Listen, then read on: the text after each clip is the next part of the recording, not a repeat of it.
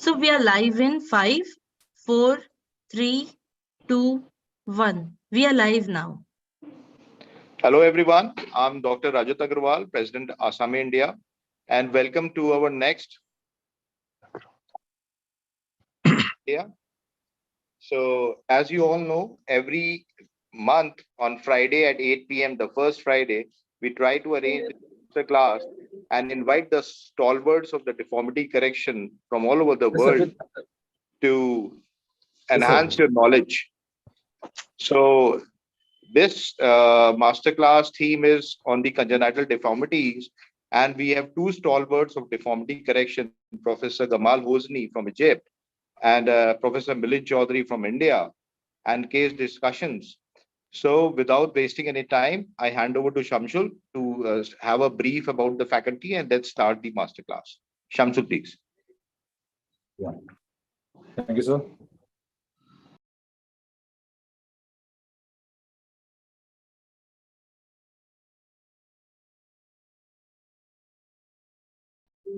Am I audible, sir?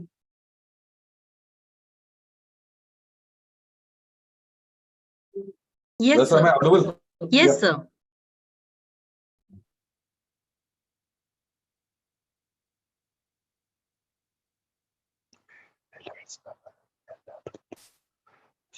So very good evening all. Today we are going to have another grand session of masterclass series of Assam India academics.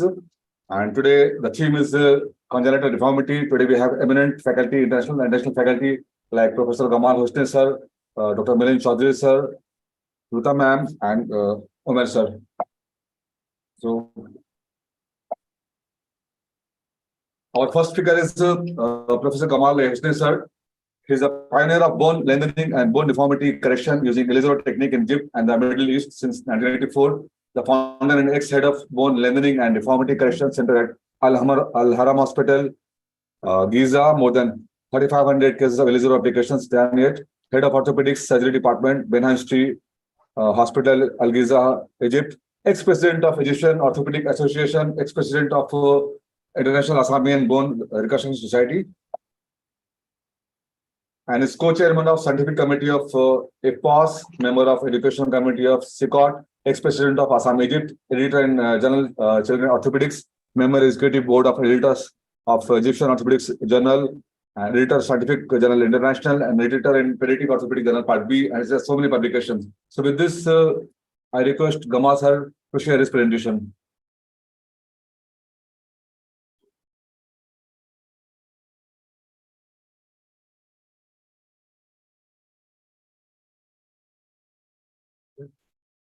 First of all, I would like to thank the Indian Orthopaedic Association for the invitation, Dr. Rajat Agrawal and Dr.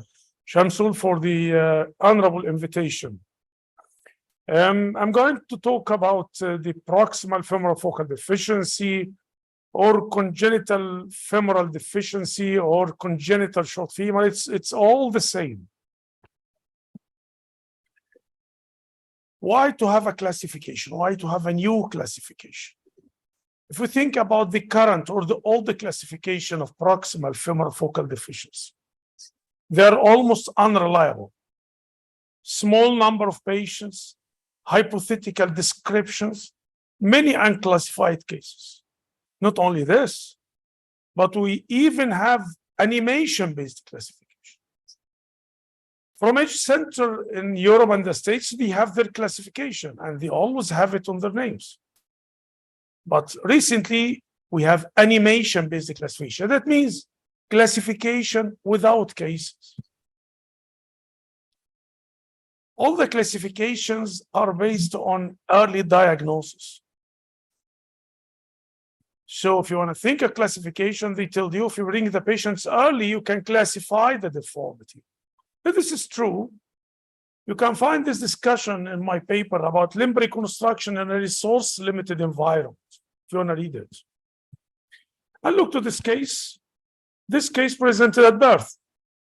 So this is complete absence of the femur, right? Look with follow-up. Few months later, you have this picture. then that picture, and then that picture. So it's not complete absence of the femur. So early diagnosis doesn't mean at all in congenital short femur the right diagnosis. This is not true. This is hypothetical idea. Again, look to this picture. Another congenital deformity or tibial hemimelia. Look, this is the fibula. No tibia. At birth, but look with age. After a few months and after 4 years. So if you think about early diagnosis does not mean at all the right diagnosis. This is not true. And again, they put treatment protocols. The treatment protocols in the English literature are depending upon a very small number of patients operated by many surgeons over a large period of time. Very funny. Why? If you want to present a paper or a lecture or publish a paper about total knee arthroplasty, they always talk about the surgical loads. So they tell you it's very important to have a good surgical load. So if you do 500 per year or 1,000 per year, you have a good experience. But in our job, when they do one case every 2 years, they insist to publish it. And they present their great experience with one case every 2 or 3 years. A child with a congenital deformity in the Middle East. It's not only the Middle East, it's also in India and China. I've been to India and China many times before. The growth rate is more than 3% in Egypt. More than 1/3 of the population is under the age 15. And the incidence of congenital deformities is high. It's not the same like Europe. Tibial hemimelia is not 1 per million live birth at all. It's far more in our area. Again, with the present classifications, the hypothetical classifications, it doesn't help. Look to this patient. Congenital short left femur. If this is fibular hemimelia or tibial hemimelia, no one knows. And this is fibular hemimelia. Does it help if you plan for treatment? It doesn't help. So again, with the development, we ended up with animation-based classification. What's animation-based classification? It's animation, it's classification without cases. I've never heard that in my life. But unfortunately, this is very popular in proximal femoral focal deficiency. So this is the new trend, which should drive me to make this new classification. It's moving from animation-based classification to the real world. It's again moving from Mickey Mouse world to the real world. The new classification is based on 927 cases. My journey with proximal focal deficiency started with the first publication. First publication, Pediatric Orthopedics Part B, was 1993. It's about 30 years ago. 51 cases, and it's published with Franz Grill from Czechia, Franz Grill from Vienna, Austria, Pavel Dongel from Czechia, from Prague. Both of them were the ex-president of the European Pediatric Orthopedic Society. Gerhard Steinwender from Graz in Vienna, and myself. And we started perhaps many of the principles that I'm going to talk to about the new classification. What are the limitations of any classification? The limitation is you have many retrospective cases. You see the patient at the age 32. So you don't have the complete file of the patient since birth. Cases not operated before, 42% of cases. But most of them, more than 50% have been treated before. And the treatment changes the natural history of the patient. The third important point in the classification are associated conditions. And when I started the classification, I found that if you have a skeptical mind, but most of the facts or the so-called facts or evidence-based facts are just illusion. It's called the illusion of evidence-based medicine. It's just hypothetical. It's about dreams and fantasies, not the real cases. And this is an example. Associated conditions in a case operated before. Look to this case. It seems a very severe congenital deformity. But for me, look to the femur, it's type 1. It's type 4. It's a normal femur. It's almost normal femur, but short femur. So sometimes the so-called mild or severe congenital deformity, but you have very severe associated conditions. Again, look to the cases treated before. This case treated before, you don't have an acetabulum. And people talk about how to reconstruct the acetabulum. Again, this is fantasy. There is no acetabulum to reconstruct. Again, associated conditions. The same patient with congenital short femur and with this deformity, severe flexion deformity. Cases treated before. This case had been treated by the so-called super hip and ended up with this picture. Stiff hip, 70 degrees flexion, 70 degrees flexion knee. And look to the picture. Again, this is the real problem. If you want to make a classification, how to think about the cases treated before. Like this. She had this operation and so how would you classify it?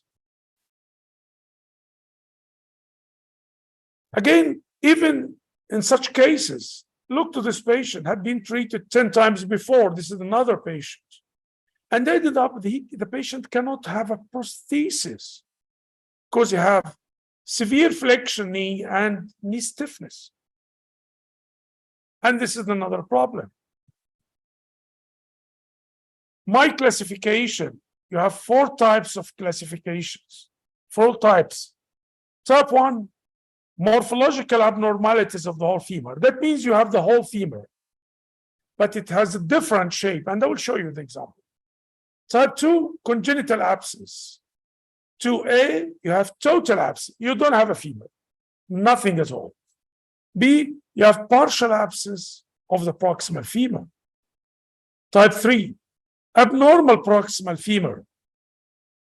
3A, apparent nixodarthrosis. It's not pseudarthrosis, it's apparent nixodarthrosis. Type B, coxavara.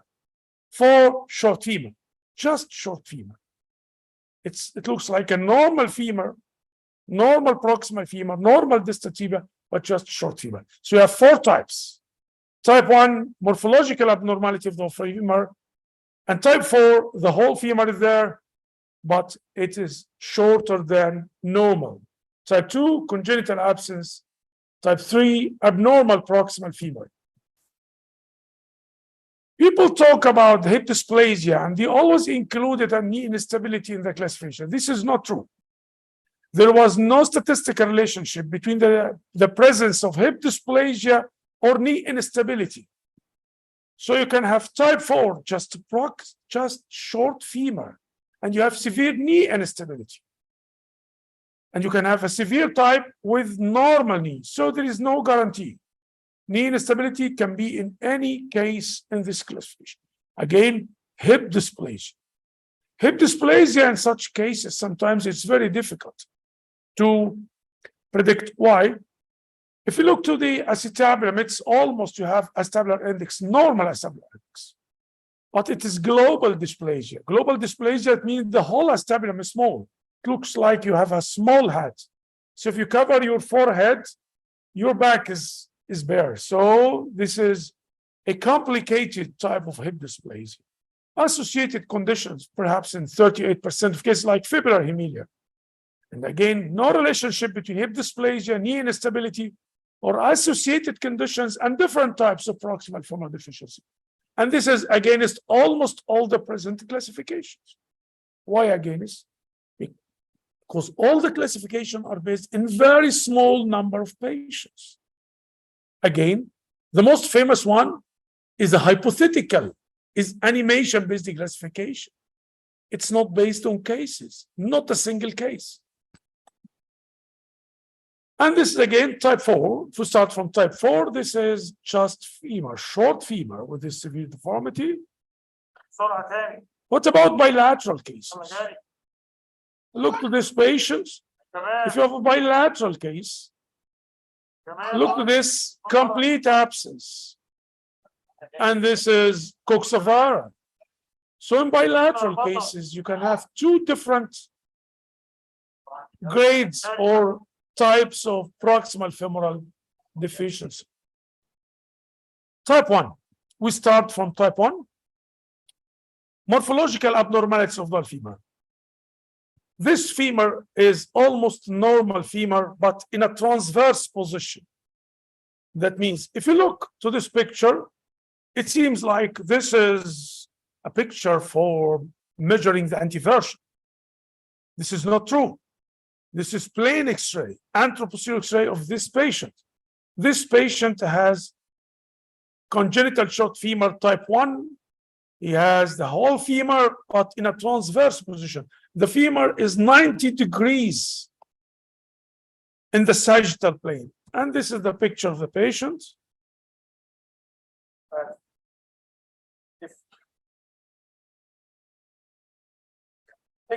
I've been following this patient for 15 years.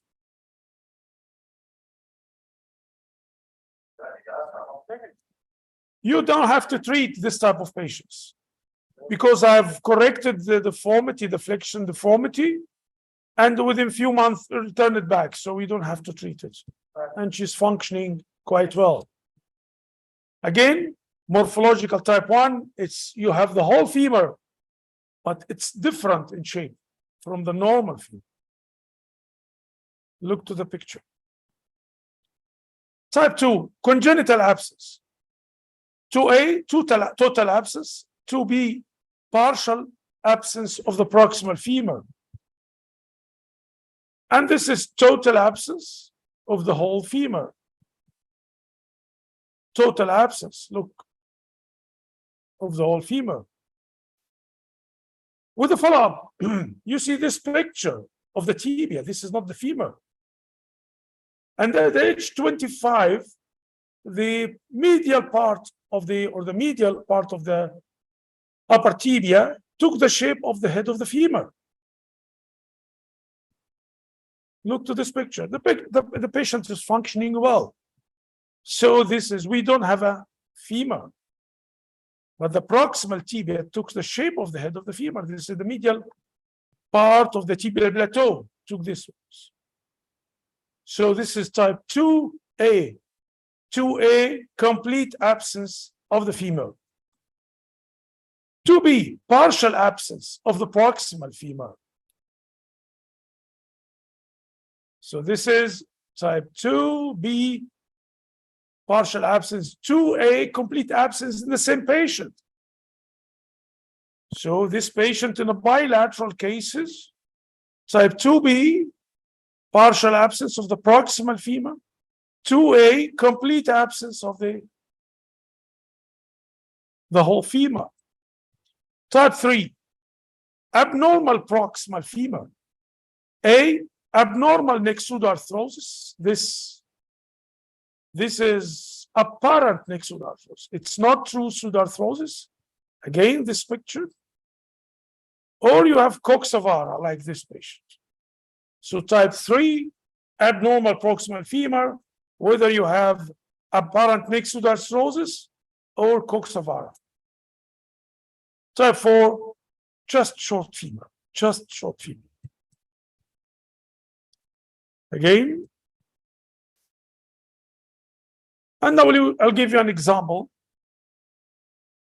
This patient presented to me with bilateral proximal femoral deficiency. This type 3A, apparent neck pseudoarthrosis. You see this picture. She was not treated before on the right side. Left side was on the right side. Type B, have coxavara. She was treated before, just valgus osteotomy of the left side, and they left this side and they told her there is no treatment for this type. You don't have any treatment for such a type with this angulation. So this is 3D, show you the deformity. We did the first stage, distraction, histogenesis. From the apparent pseudoarthrosis, we put the frame proximal and distal and use this acetabulum also because we have short spaces. Then we start distraction from here for the so-called apparent pseudoarthrosis and correction of the deformity, and you see the bone formation. So this is bloodless correction of the deformity. We don't do any incision. Again, distraction, more distraction, and the correction of the deformities, severe angulation. You see the bone formation, bone starts to appear with the force, with the law of tension stress. And 2017, look to the picture.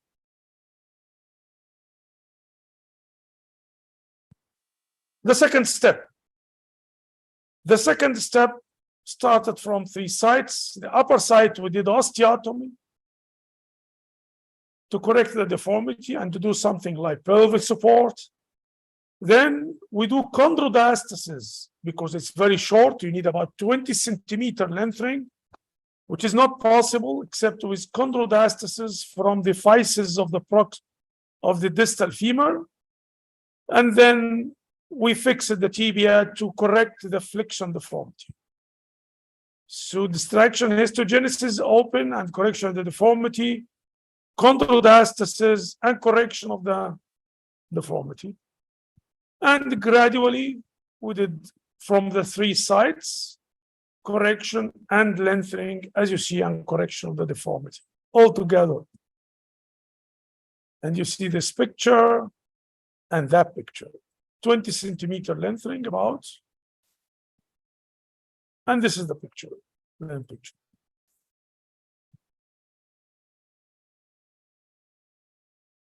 Again, another case of apparent neck pseudoarthrosis. And this is the follow-up of the patients at birth. It looks like type 1. It's not type 1. It's not complete absence, type 2A. No, look, we have a distal part. It's not only the distal part. We have the head that dated 3 years. So we start the first step by doing arthrodiastasis, just arthrodiastasis,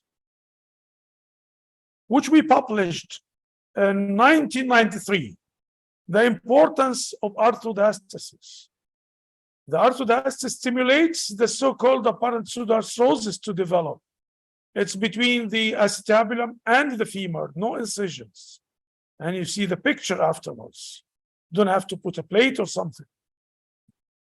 Then we did corticotomy and lengthening at the same time. You see the lengthening area before and afterwards. You see with the follow-up at birth and after lengthening.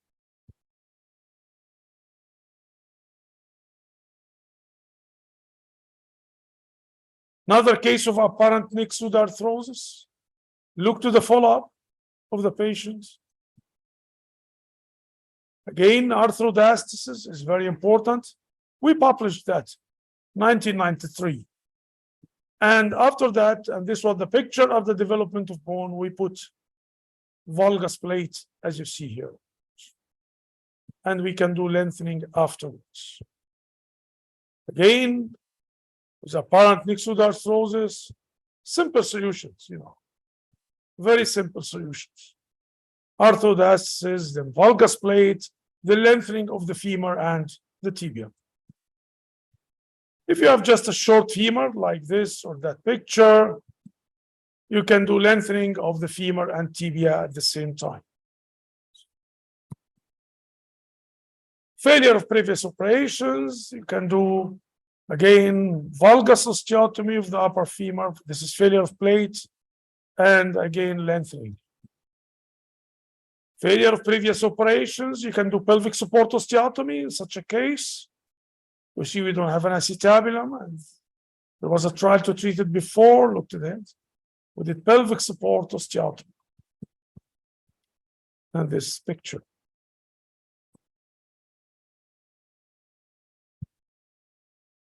Super hip, the so-called super hip, and ended up with fixed flexion 70 degrees of the hip, fixed flexion 90 degrees of the knee.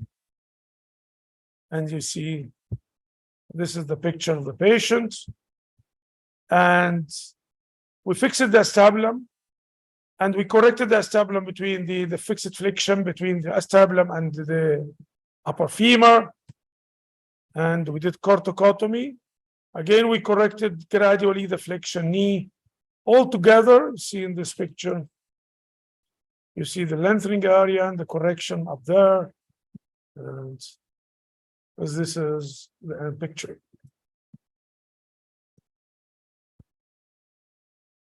Before and afterwards.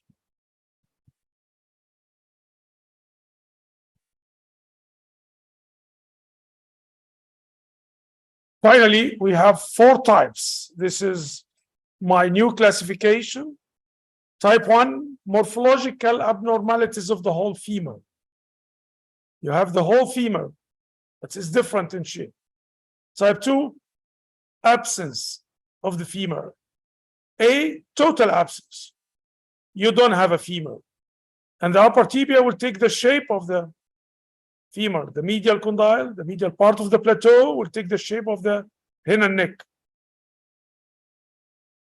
2B, you have partial absence of the proximal femur. 3, you have abnormal proximal femur, apparent neck pseudoarthrosis or coxavara. Type 4, just short femur. Again, you can have knee dysplasia or knee instability, hip dysplasia, knee instability in any case. And you have to manage according to the situation. You have to manage according to the problem. It's not part of the classification, but each case, you have to expect the presence of hip dysplasia, even if you have just a short femur. And you can expect knee instability, severe knee instability, even if you have just a short femur. There is no guarantee and there is no relationship, any relationship between the type in this classification and the presence of instability, and you have to manage accordingly. The treatment, we don't invent the treatment. The treatment depends upon the Elizarov principles. Again, we are against everything. We put the names and we say, we discovered something new. This is not true. All the treatment are based on Elizarov principles. And we started this 1993. Thank you so much. Thank you for inviting me. Thank you, sir. Thank you, Professor Hosny, and for this fascinating talk and such a wonderful case results. Most of us will not even touch these type of cases, even than to operate. Sir, I have one question for you. Yes, sure. Yeah, actually, because what we have seen in our practice that these type of cases comes once in a while, and especially from the rural areas, and they don't have much money. You can't refer them to any other place. So, is there any? And suppose a surgeon knows Elizarov, but is not a master at doing this femoral deficiencies. But the patient says something, at least something. Can you do something at least? And the patient can't go to a very higher center. So is there any minimal something the surgeon can do just to make the patient a little better, not to treat the whole deformity? The problem is when we think about such cases, we think from the American or the European point of view. They give us the impression that these cases are very difficult to treat. And if you want to treat them, you have to take them to a sophisticated place And it has to be very expensive. Why they have created this imagination story? Because they have very few number of patients, and we have very few number of patients. They created this imaginary idea. This is not true. We treat these patients in a very simple way. That means here in Egypt, when the people coming from, we teach the doctors when they come and they help us, my facility or the operating theater on my clinic, and I advise them not to refer the patients to me. They treat the patients in their hospitals. Think about these operations. Are they costly operations? Of course not. If you think about the operative procedure, it's either you do an osteotomy or a valgus osteotomy or corticotomy, or you do nothing at all. You do chondrodiastasis. It's a closed treatment. So actually, the first part of the question, you don't need an expensive place or something like this. And all the patients are daycare patients. They stay in the hospital either one day or they go out the same day after the operation. Nothing sophisticated. We don't have super operations. You know, I'm a simple-minded surgeon. I do simple operations only. So these cases are treated in a simple way. Everyone can treat them with a little experience. And this is my stand or my point of view. Can I ask? Yes, Hello? yes, sir. Gamal Hosny, first of Yes. all, I must congratulate you for this showing these fantastic and very complicated cases. And we Thanks, are also Barry. facing these kinds of congenital, you can see CFD or PFFD. Beautifully, you've explained, you have shown. But if you see the literature, Aitken classification or Papa's classification, there are lots of Andror Palace classification and Kurgan's classification. The cases transverse one that you have shown, your type 4, fantastic. Don't need to touch any people with this transverse type of congenital, that is deformity. And my one observation is your lecture, why you are telling that this one is the apparent pseudarthrosis. You can see, obviously, if you go for MRI or in the X-ray, you can find it. This is of course, the pseudarthrosis. And this is written in the literature. And the way that you have treated, I am 100% agree with you. And in my country, we are also facing lots of problems with this kind of PFFD. And the problem is that only what I see, the rotation plasty, sometimes you need to go that one. What about your comment regarding the rotation plasty of the patient when they comes with the absence of the total femur? We don't have any experience with rotation plasty. Our patients, they don't accept this type of treatment. And we don't offer them this type of treatment. We don't think it's valid. Perhaps it's valid in Canada or the States or something. But we are different. And I've told them, you know, you attend the meetings. Yes. We are not, you have to accept the differences. If you want me to learn from you, you have to learn from me. Because they try to convince us that they have the truth. And I'm sorry, in the limb reconstruction, and I've written that in that paper, most of the cases of limb reconstruction are coming from the low-income countries, coming from Egypt, from Bangladesh, from India, from Iraq, from Jordan. Most of the publications are coming from the high-income countries. This is comical. Correct. Why on earth you want to teach us? You have very small number of patients, but you insist to show us your experience, and you want to teach me, and this is the real problem. This is the real problem of the limb reconstruction. And who has the louder voice? People in the States or Europe, right? But they have very small number of patients. Why? Yes. This equation has to be corrected because it's not the right equation. The people who are treating these patients on a daily basis, like you, we know that quite well, they have to present their ideas more. Thank you. Thank you. Good evening. Excellent. Hello. Uh, Good evening, Dr. hello. Hosny. Dr. Agrawal, how Yeah, are how are you? you? Yeah. Fine, and so, you? Fine. So I've seen your all the presentation. There is one case in which there was a total absent of the femur. Yes. So the femur has taken the shape of the tibia. So have you done ever lengthening or something in that case? No, because the patient refused any interference, which was good for him. And Yeah. he's behaving quite normally because, you know, the upper tibia, it looks exactly like hip.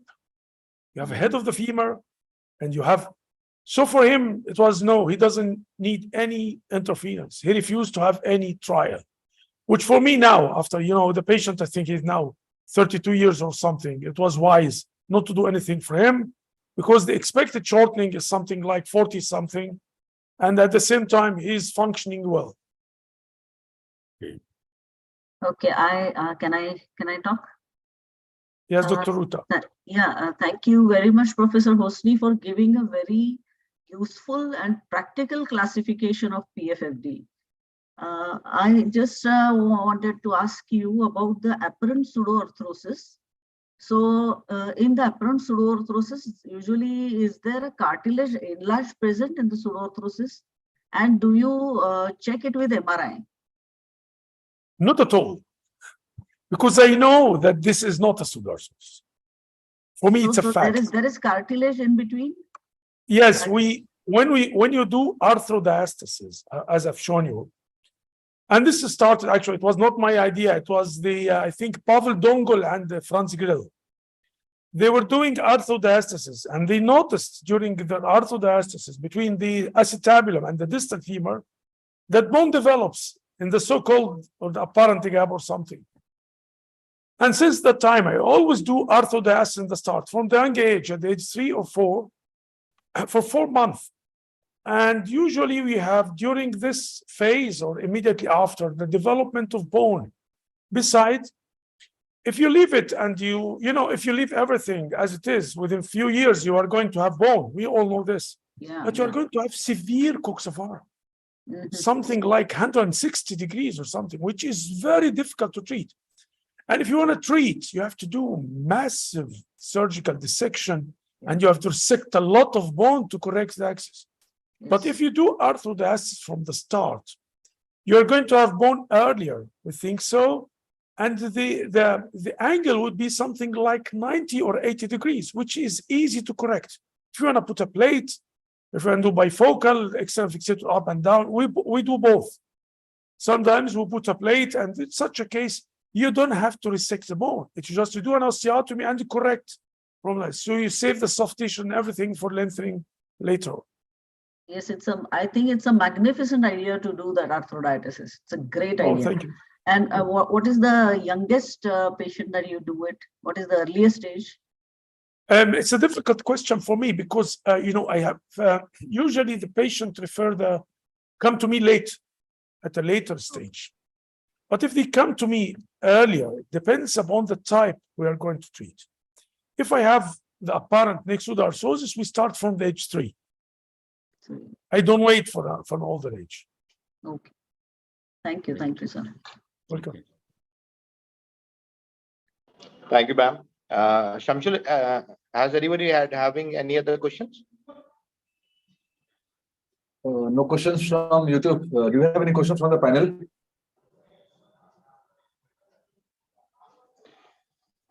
And meanwhile, sir, I would like to take this opportunity to request you from. Sorry, Yeah. can I ask Dr. Jamal one question? Yeah. Dr. Sir, please go ahead. Dr. Jamal, because Yes. by your classification, you told us that we have things are changing with time. Once you diagnose a patient with total absence, and in a while, maybe it will be partial absence. So do you suggest an age profile for us in order to take the classification and then do the treatment for the patient? This is wise, of course. We don't have to make an MRI for all the patients. This is funny. Why to give the patient general anesthesia at the age? I've seen that in the English literature. They give the patients at the age 2 years or something general anesthesia to see the cartilage. Why on earth? I don't have to. Because I know with the time I will see everything. I don't have to expose my patients to the general anesthesia at this young age and the MRI or something.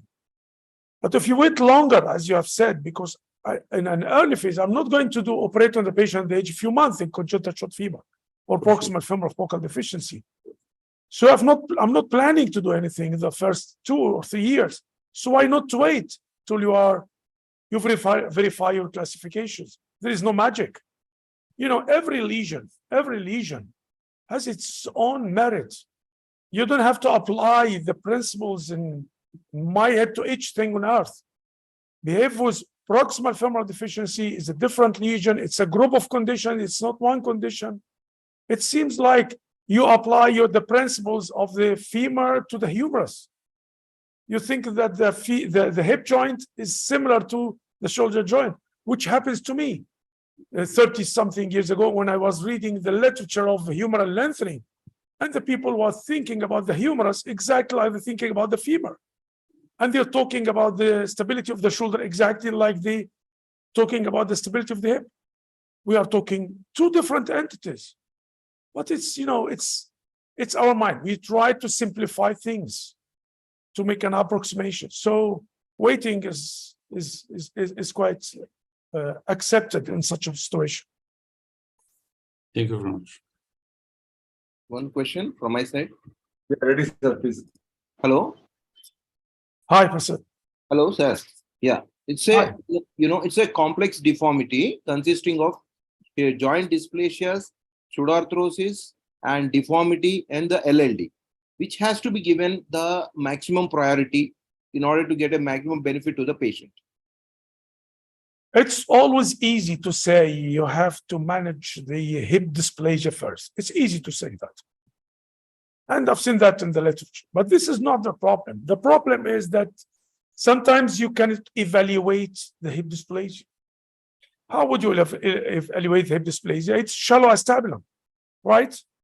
So you measure the acetabular index and you have a shallow acetabulum. But in many cases, it's not a shallow acetabulum. It's a small acetabulum. And in such cases, it's very difficult to operate on a small acetabulum. So if you don't have something which is quite clear that you have to correct first, but whatever osteotomy you do, whatever you do, Salter, Pemberton, or whatever type of hip osteotomy, tennis, or, you know,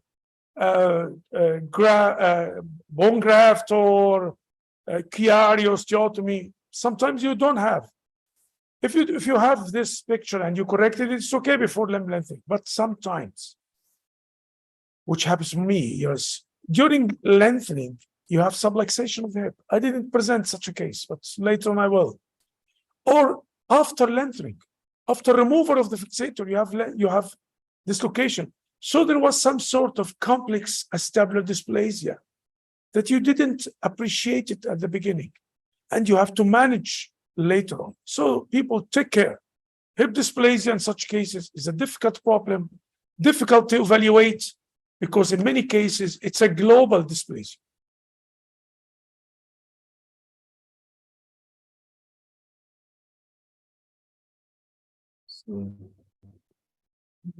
Thank you, sir. And Shamsul, any other question? So do you have any more questions from panel or shall we move ahead?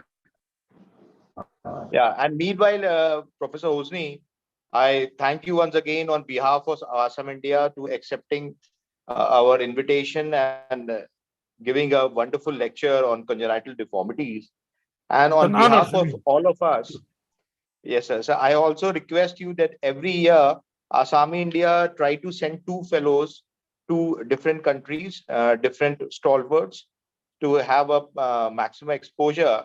And we will request you to find out a way in which we can send 2 of our fellows to your center or in Egypt, other places, for an observationship of 2 weeks, or let's say a fellowship of 1 month.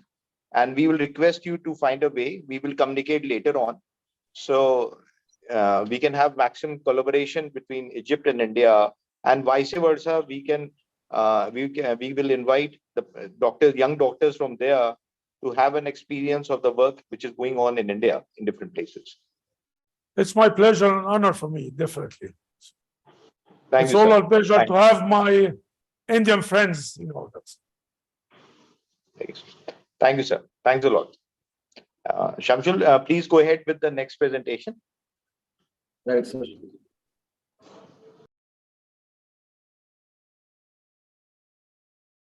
So next we have our past president, RUTA ma'am.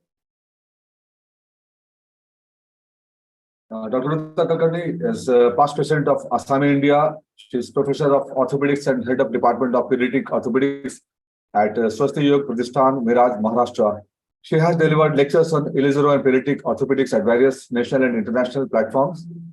She has chaired numerous sessions at various national and international conferences of repute. She has numerous publications in various national and international journals, and she has conducted many workshops in elizero and deformity correction. Her field of interest is deformity correction learning. With this, I request RUTA ma'am to share a presentation. Thanks, ma'am. RUTA, please. Yeah, I'll start sharing my screen.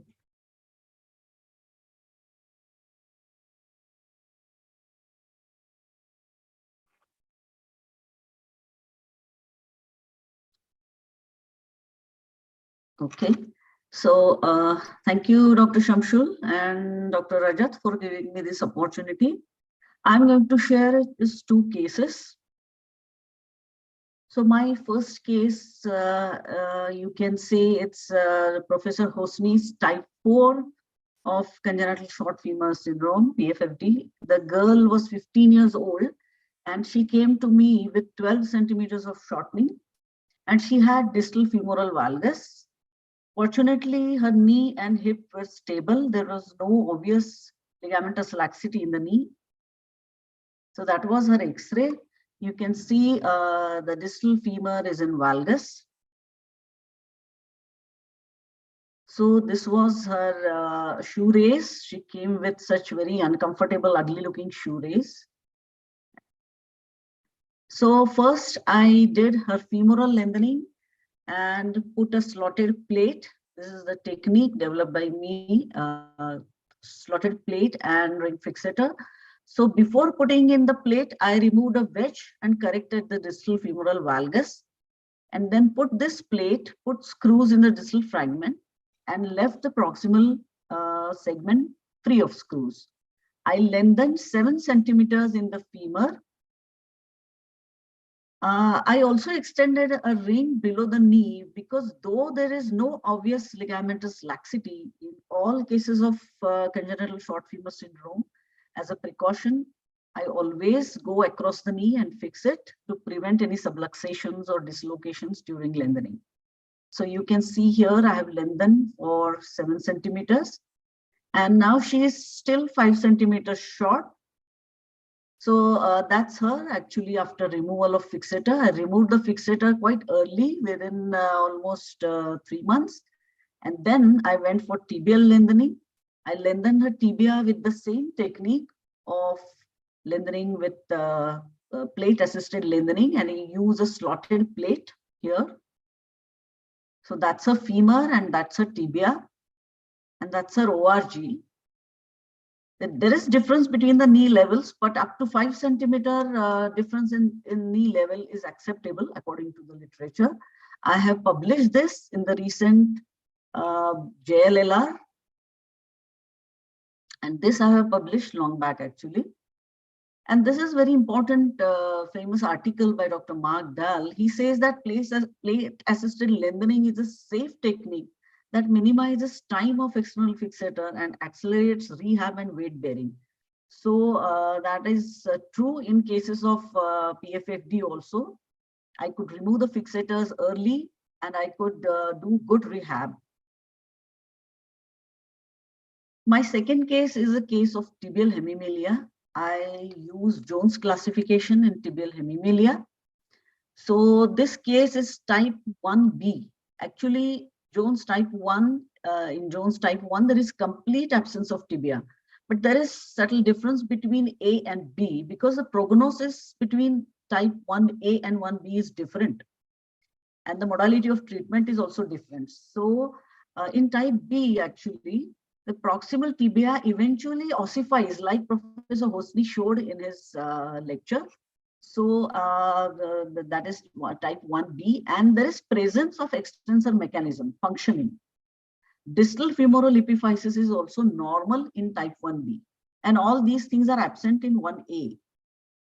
So this 2 months old baby was brought to me by her parents like this.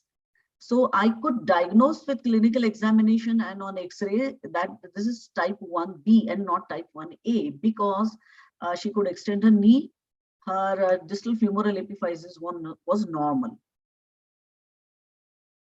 So that's her X-ray.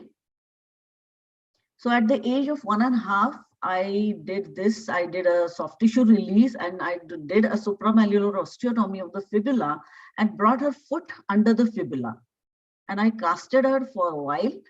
And that's her X-ray at the age of 2 years. You can see the proximal fibular enlarge has ossified.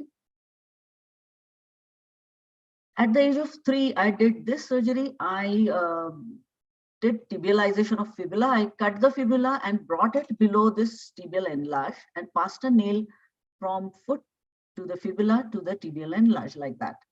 I kept the nail for a while. So you can see the fibula is now nicely developed as tibia. The foot is sitting nicely below the fibula, which has now become tibia, and it's plantigrade, and tibia is growing. So this is at the age of 6 years. You can see it's well aligned and stable. Both the knee and foot are stable. And she can not only walk, but even can dance with the orthosis. The only problem is she has 6 centimeters of shortening and she can wear even stylish shoes. So at the age of 10 years, I decided to lengthen her. Her fibula, which has now become tibia, and I also did this fibular epiphysiodesis. So I did 7 centimeters of lengthening, and throughout the lengthening, she was very cooperative.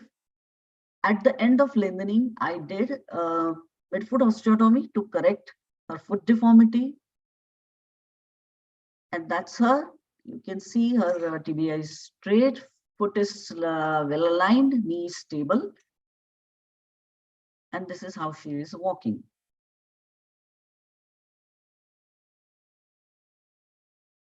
Thank you.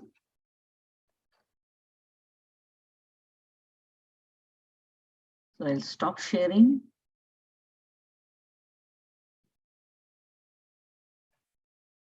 Thank you for your attention. Thank you, ma'am. Any questions from the panel, please?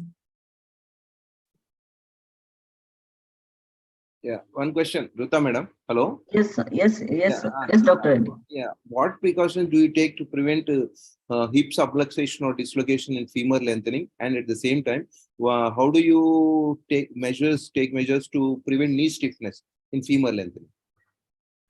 Okay, so in my case of femoral lengthening, actually the hip was stable. If I feel there is instability in the hip, I tackle it first before lengthening. So depending upon the type of instability, I handle the hip instability first at any cost. About in this case, actually, there was absolutely no hip instability. There was a little coxa vara, but I didn't correct it because the hip was very stable.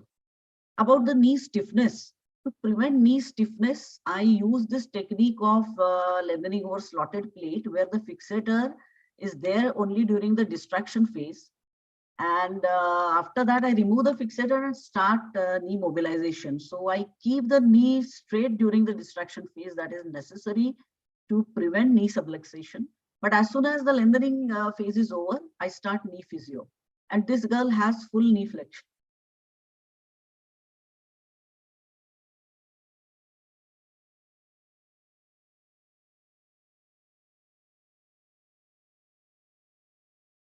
have some, any more question? Rajat sir, are there any questions? Is there any question from the panel?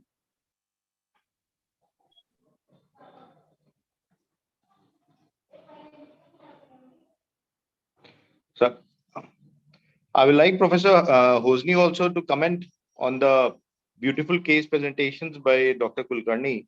So will you like to comment anything, sir? Yes.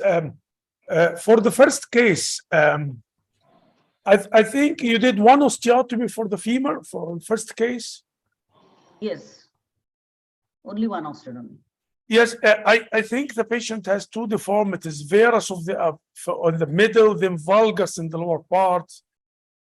I know. I think you did your osteotomy in the apparent apex or the core of the deformity, in between both of them. That's right. Actually, the varus was in the hip. The varus was very proximal. I purposely did not correct the varus of the hip because the hip was stable in that varus. If I had corrected the varus into valgus, actually I was afraid of, subluxation of the hip during lengthening. So I didn't touch the hip varus proximal. The varus was very proximal. And the distal femur had valgus, which I corrected at the cora. I removed a wedge and corrected that valgus. And left the proximal varus intact, actually. For the second case, yes, sir. This is an excellent case, and I think the knee is stable. Yeah. But the problem is, I think that you cannot have the whole discrepancy from the fibula or the tibia, the centralized fibula. Would you like to do short lengthening from the femur to compensate part of the for the limb length inequality? Because I think still she's too young. She's still she's going to have more shortening. Yes, sir. She is going to need second lengthening actually at the age of say 15 or 16. And yes, you mean epiphyseal disease of opposite side? Are you saying that, sir? No, I mean in the same limb. We do over lengthening of the femur in some cases. Oh, like this. Over lengthening. If you have a stable knee. Oh, okay. And again, you will not have that both knees at the same level, but functionally, there's no problem with that. Functionally, there is no problem at all. Yeah, that's a good suggestion, actually. That's a good suggestion. Thank you. I've never done that. Yeah, one question I want. Yes, sir. Yes, RUTA, in that case, where the tibia fibulation was done, what is the position of the ankle joint? What I'm finding there, that ankle joint most probably is either fused there. Or, Ankle is stiff. Ankle is stiff, sir. Yeah. I cannot have a mobile ankle there. It is stiff. That is the point. Yeah. So we cannot do. But that's okay. I mean, that's a small price to pay. Her knee is very stable and fully functional. But the ankle is stiff. She's walking quite well. Yeah. Yes, because you don't have an ankle from the start. You have a fibula. Exactly. And this is the real problem. When the people think about it, the patient, they have to know they don't have an ankle from the start. So we simulated the ankle by pushing the fibula. So they will never have a normal ankle. So even if you have a stiff ankle with a plantigrade foot, this is excellent for me. Yeah. So can I ask please about the foot? Yes, sir. So in cases of this is for all the panelists, please. Yeah, I wondered if there is a cases of tibia hemimelia or fibular hemimelia that will end in a functional ankle. Actually, I wondered if there is any. Do you agree? Yes, you're right. Actually, but there are very few types, especially fibular hemimelia, type 2 with say ball and socket ankle. Yeah. That ankle is a mobile ankle, and it's quite functional ankle. But apart from that, type 3 of Pele's and all those types which are very severe hardly have any functional ankle. All of them end up in stiff. Can we do for them an infusion, chondral fusion, just remove the cartilage part of the talus and the distal fibula or tibia from the beginning and telescoping the talus into the fibula or the tibia from the early? Can we offer this, or that will affect their growth later? We will postpone this to the later age. I can never offer a fusion at early age, I wait till the child becomes at least adolescent, you know. So doing fusion at such early age, I don't think it's a good idea. So we can preserve the physis. Is it a good idea? We can physis sparing fusion for while using a frame, just only the cartilage and the frame catching the thyrosan. Can we offer this for them? See, Or you know it's what? standard? You know what? After treating them, they usually land up already in stiff ankle. Uh-huh. So you don't have to do extra efforts to make it stiff or fuse. They usually land up with stiff ankle. Thank So you. in case they have a painful ankle, you have to go in and remove the cartilage and do the fusion. Thank you very much. So another My question. experience is a little different about the mobility in the ankle joint, which I'll be showing soon. So I'll let Professor Agrawal go ahead with this question. Please go ahead, sir. Yeah, one thing I want to ask you that when you do the plate assisted, after finishing the lengthening, you do screw fixation percutaneous. In plate assisted lengthening, I didn't. Oh yeah. So the remaining screws I put percutaneous under C-arm. Yeah. That's good. Good idea. Thank you, sir. Thank you, ma'am. Professor Chaudhary wanted to add a comment. Please unmute, sir. Please unmute, sir. You're on mute, sir. Yeah, so thank you. The next presentation, we can salvage quite a few ankles. So, and some are really beyond salvage. Like RUTA ma'am said, I think typically the worst ones I have found are the ones that end up also having a rocker bottom kind of foot over and above those are the really difficult ones, but we've managed to salvage quite a few. And when I start my presentation, I hope to show the ankle recon as well. So just a moment, sir.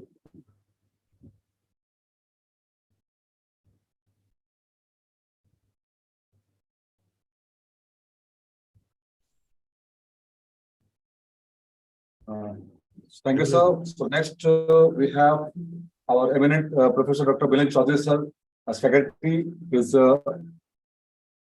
Director of International Deformity and Lengthening Institute at Akola, India since 1989, and pioneering Elizero surgeon in India since 1989. He is Editor-in-Chief of Journal of Limb Lengthening and Reconstruction for Walters Clover. He has trained more than 19 orthopedic surgeons from all over India and abroad in post-PG clinical fellowships.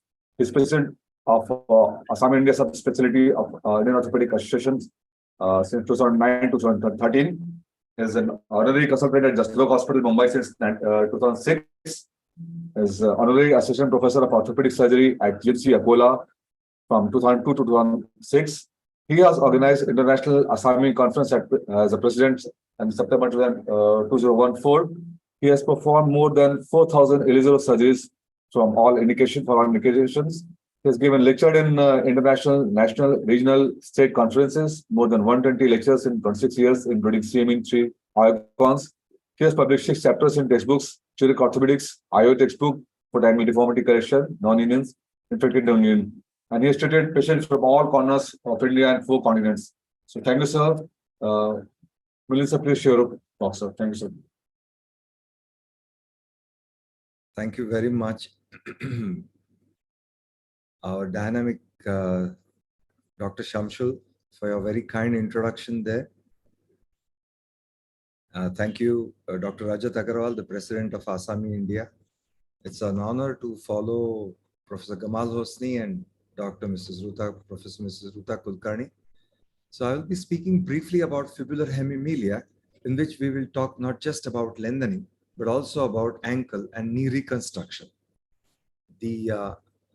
Can you see my full screen? No, sir, please go full screen, sir. Can you see my screen? Sir, please go full screen. Full screen on the Mac now. Okay, just a moment. Give me a moment. Yeah. Yeah. Can you see it now? Full screen? No. Please click once again, sir. Please click once again. Yeah. Is that fine? Right. That's good now? Yes. Okay. Right. So the problem list in fibular hemimelia is not just the limb shortening that happens chiefly in the lower part of the limb in the tibia, but also in the femur sometimes. The big problem is really the fibular deficiency at the level of the ankle with a talocalcaneal malposition or a malfusion, which is a synostosis of the talus and the calcaneus, with the calcaneus lying almost parallel to the talus. There's also the one that's most visible, of course, is the procurvatum and valgus deformity in the tibia, but frequently that's not the one that creates the most problems, even though it's the most visible. Just like the deformities in polio and CP, the children come to us with foot and ankle equinus and deformities, and the eye is drawn to that, whereas that's not the most important deformity. So the procurvatum and valgus in the tibia with the dimple, though it's the sort of pathognomonic condition, it's not really the most important. Then there are absent rays of the, which are, I'll come to that. And of course, the more important one is the one that manifests at the age of 11 and 12 years, when the children become a little heavier and stronger. The ACL deficiency, which is an integral part of most fibular hemimelia, starts acting up and creating instabilities. So the minor problems are, of course, the absence of the toes, which also may be pathognomonic. You may also have a club foot-like deformity, and the valgus and external rotation deformity of the femur. Sometimes you can also have a little acetabular dysplasia, but that's not so common. So let me start by sharing a few examples. Dr. RUTA ma'am referred to the ball and socket ankle. Here is such a case. This is a young lad who has almost 6.5 centimeters of shortening. This is a fibular hemimelia, the forme fruste of that. If you notice carefully the zoomed in part of the ankle, typically the fibular physis is at the level of the ankle joint. Whereas in this case, the fibular physis is riding high. It's at the level of the tibial physis, and this is like a ball and socket ankle. So this is fairly good, but there's a lot of shortening, and you can see some valgus. So this is an easy one to correct. You can perform just a tibial lengthening, taking due care that the fibula is not going to ride above, and you try and give him equal lengths. We did more than 6 centimeters in one stage, and his ankle is preserved, and so is his function. So this is a happy instance of a very relatively simple case. Now, when we have moderate presentations, as in this young child, you have like a clubfoot-like picture with absent rays of the foot, a shortening, external rotation, and valgus deformity in the femur. So this is the scanogram that shows, and these are the X-rays that show his talocalcaneal coalition. So in children like these, we can perform a composite correction. With tibial lengthening, we can correct the forefoot varus, pronation deformity, the cavus, and we can correct the hindfoot deformity by distracting at the level of the hindfoot. What looks like a complex frame is really just helping us to achieve correction at all three levels. And of course, as you all know and are experienced in this, all these children are very comfortable with the Elizarov fixator. They really have no problem whatsoever. So here he is at the end of the treatment. He's had 5 centimeters of lengthening. His foot is reasonably well corrected. And so is we've brought the calcaneum down at the level, and he's got a fairly decent ankle function, and he manages to, let me see if I can run this video, walk very nicely. He's got, absolutely no difficulties in his function in the ankle. When we have children who present to us with this classic procurvatum, I'm sorry about the X-ray, the procurvatum and the valgus, and they have these severe ankle deformities. You can see how this talus and the calcaneus are almost collinear to each other. A child like this presenting at a tender age with the typical dimple, though this is the deformity that catches the eye, the severe deformity is chiefly at the level of the ankle. So when he was very young, we did the first surgery in which we realigned the hindfoot by opening a wedge on the lateral and the posterior aspects. We resected part of the fibular analog, and we inserted the analog in this opening wedge osteotomy in the first stage. In the second stage, we performed the lengthening with the Elizarov. And, we've held the hind foot in position. And this is how he looks like.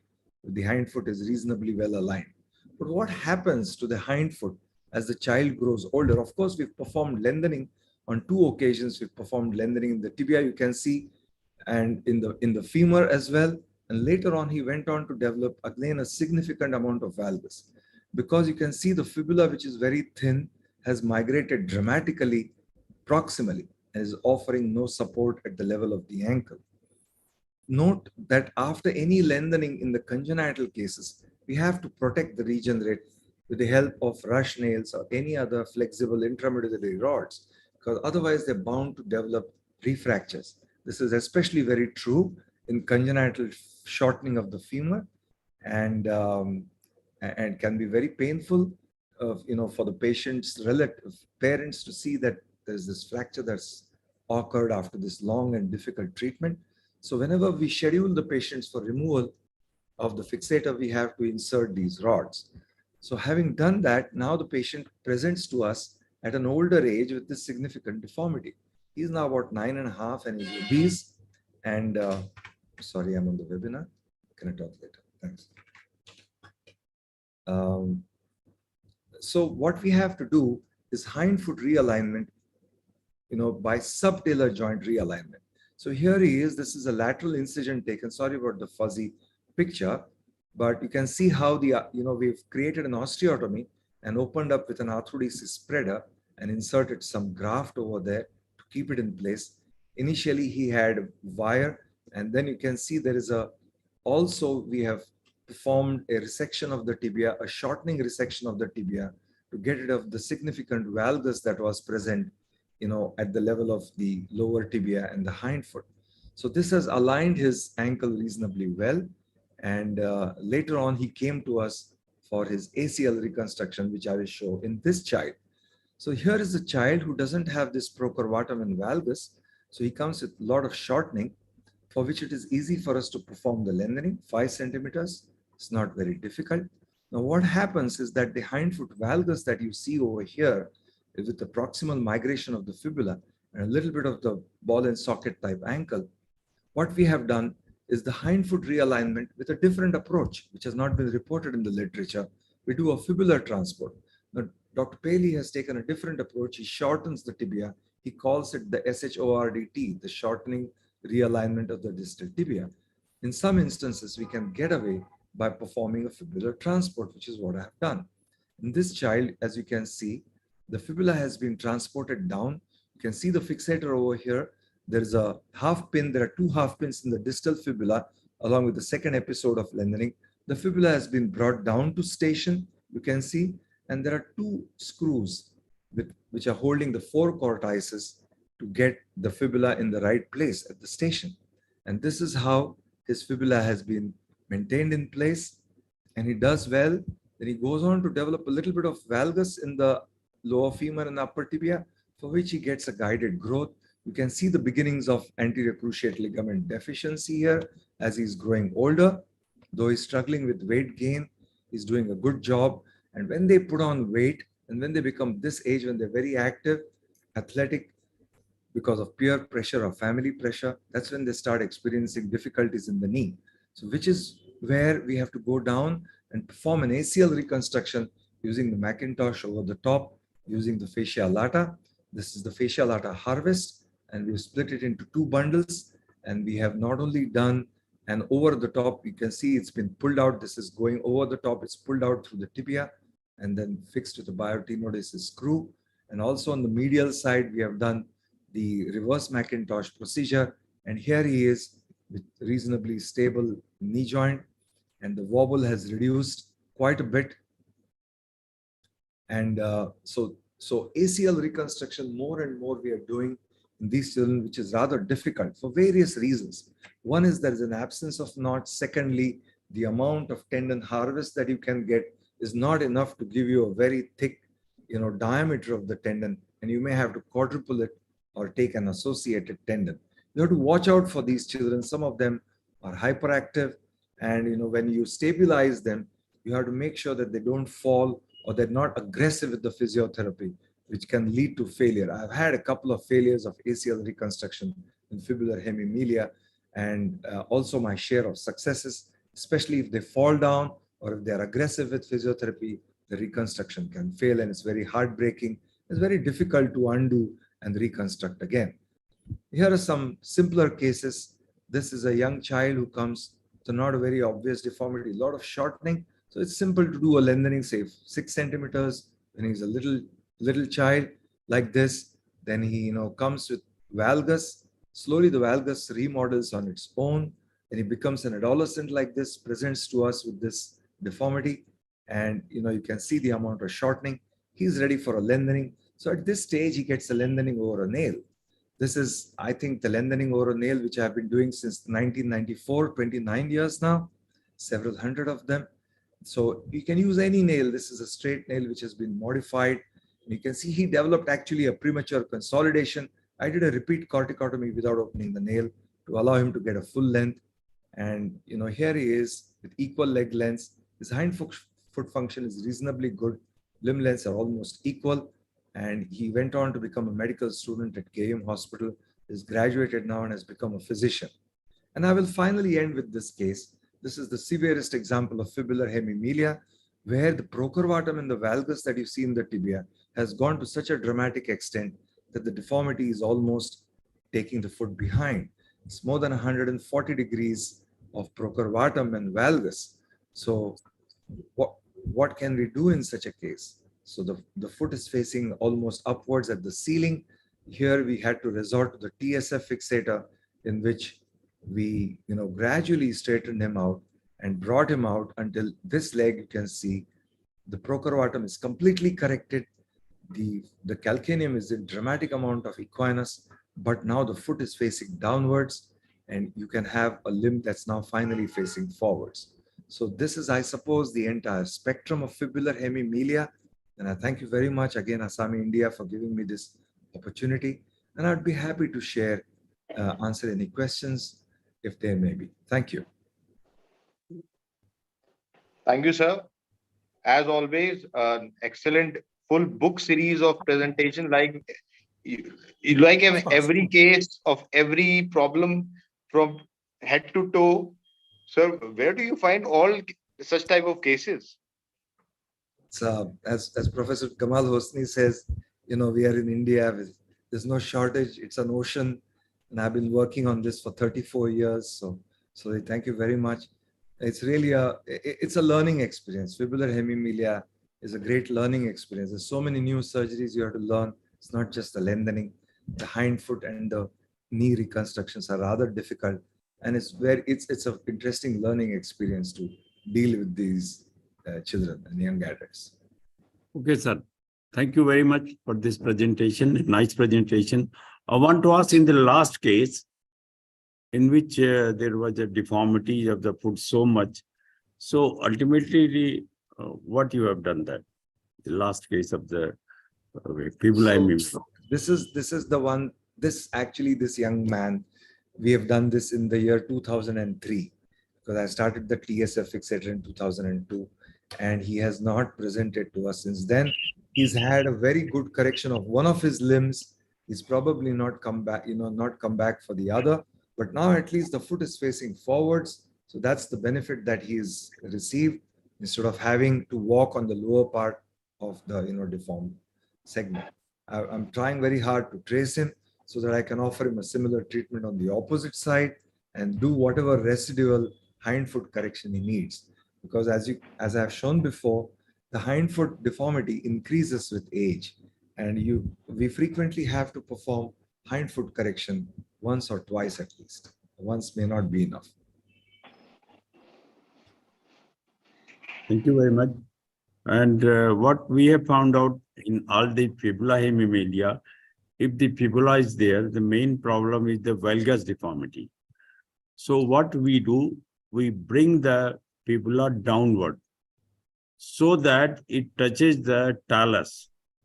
When the fibula comes downward, so it does not allow the valgus deformity. That we found there. Yes, that's one of the cases we have done. I've also tried the SHORDT, shortening, realignment of the distal tibia shown by drawer, wherein especially when the fibula is in very good shape, so we can actually shorten the tibia and release the tibiofibular interosseous ligament. What that does is it makes it very easy, because the bone shortening is always going to help us to keep the joint very stable. So unfortunately, I didn't have enough time. I'm sorry, I was out of station to show the SHORDT cases that are actually the one child I've shown in the ankle. That is an SHORDT, but the fibula is not present.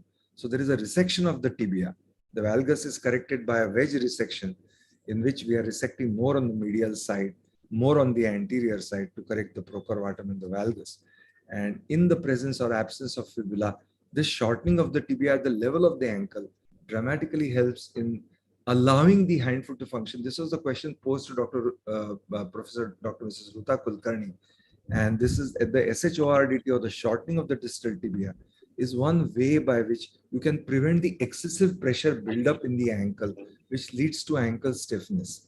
So that's one thing to, I would say, do more and more when the opportunity presents, especially at the lower tibia. Shortening instead of creating an opening wedge, shortening will help in reducing the tension, releasing of the interosseous ligaments, releasing of the unlag. This will help in sort of preserving the cartilage and mobility in the ankle. I have a question, please. Yes, Well, sure. yeah. Yes, Professor. Two things. One, if we do the lengthening or making the fibula coming down as your technique, as you described in your technique, did you find some instability concerning the syndesmosis after letting the fibula comes down, or it will be, because I think if we go make the fibula down, maybe we'll stretch at the same time, we'll stretch the syndesmotic ligaments together. Do we need to have something for the soft tissue with the bony procedure or not? The other thing with the shortening tibia, Bailey described that after releasing the syndesmosis and doing the shortening, you have to put the endobutton to join to make the syndesmosis again. Is that going to make the fibula stable? The ankle joints more stable, or there is a failures of soft tissue reconstruction afterward? Thank you very much. Yeah, thank you. It's a very interesting question. And I'll go back to the case and talk about it a little bit. So bringing the fibula down cannot be done in every case, even if the fibula is really nicely present. The important thing about the soft tissue component is to try and release the syndesmosis from behind and to help, to bring the fibula down. It can be done with the help of half pins. We can perform a corticotomy or an osteotomy of the fibula to lengthen and bring it down. One of the risks of doing that is by stretching the fibula at its upper level. It's going to create more of a valgus in the knee joint at a later date. So that's one thing to be taken care of. Second thing is when the fibula comes down to station, as you said, you can use the tight rope to bind the tibia and the fibula together at the new station. What I had done was I put in 2 screws, syndesmotic screws, from posterolateral to anteromedial, engaging both the cortices. So this is articles about tibia lengthening that came from Korea and Japan, in which they found proximal migration, and they found that a single screw is not enough to hold the fibula in position. You have to put in 2 screws. Now, I must admit that in this particular instance, his mother was a little hyperactive and she insisted on screw removal too early. So unfortunately, the fibula migrated again. And, we have to guard against over vigilant parents or those who want to have a say in the treatment. But you're right, very right about your observations. I think the fibular transport is a rare case, and probably a shortening of the tibia is going to help more because it will reduce the overall tension in the ankle joint. Yeah, one thing I want to say you, whenever we do in valgus cases, the fibula comes downward up to the talus. So what happens, the talus is not allowed to do the valgus deformity. So that is our basis of principle. We have done many cases. In these cases that we have bring the fibula after the osteotomy corticotomy and bring the downward. So what happens when we reach up to the talus? Talus is not allowed to fibula block it. So there is no need of the screw fixation. Very good. That I agree with you. The other thing is that when the calcaneum is frequently lying parallel to the talus and there is a synostosis in a malposition, the valgus is also partly because of this long lever arm that this synostosed talocalcaneal joint is forcing. So by performing an opening wedge, so it's not sometimes enough to perform an open wedge.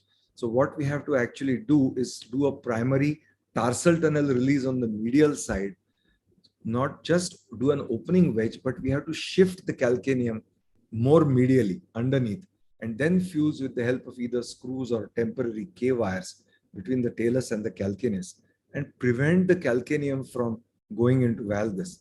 Very often, even without a stable or a long or a complete fibula at the lower level, there is reasonable stability of the talus within the ankle.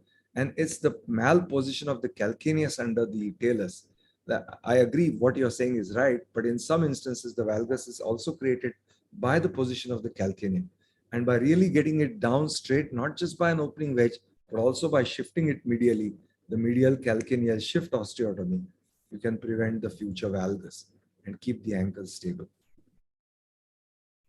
I agree with Dr. Chaudhary. Actually, many times the malposition of the calcaneus. So instead of one below each other, they are sitting side by side. Correct. So you have to bring calcaneus below the talus. Correct. And that is actually a very important reason of valgus. You have to correct that talus and calcaneus malposition. Absolutely. And if need be, you can fuse subtalar joint. Most of the time, there is either bony synostosis or cartilaginous union. So you break it and bring it below. Correct. So it's a little hairy, you know, when you're doing this surgery, it gets a little, you get your heart in your mouth, because even despite doing the tarsal tunnel release first, when you have to shift the calcaneum medially, you're worried that you're going to press on the neurovascular structures medially. And it's not just enough. In very young children, we could get away, or when the deformity between the talus and the calcaneus is mild, just by an opening wedge, it will do the job in the acinostos. But in older children, the calcaneum lying by the side, you have to bring it down and you have to shift it medially. So that becomes, you know, very worrisome. Bring it back and translate. Right. And the tarsal tunnel release, prophylactic tarsal tunnel release is going to really help in preventing difficulties.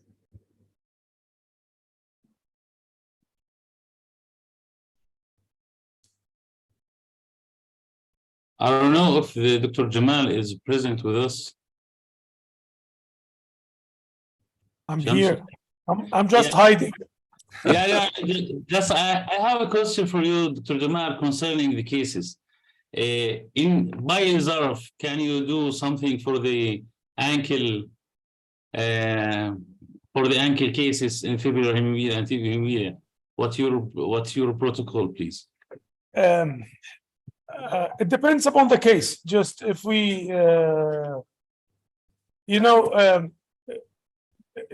my friend Milind, presented fascinating cases. For me, if you have fibular shortening, I do fibular lengthening as a routine. There is no problem with the fibular lengthening, and usually you need it twice, because after 3 or 4 or 5 years, you are going to again to have high fibula because of the differential growth in between. And if you have a vestigial fibula, sometimes you have a vestigial fibula, very small segment of fibula. I just pull it down. But we have to remember something. Apart from magicians in the West, for reality, you don't have a normal ankle. That means the talus is misshapen. So even if you push the fibula down, and in the X-ray, perhaps you have a very nice ankle, but it's not a nice ankle because the talus is not in a normal shape.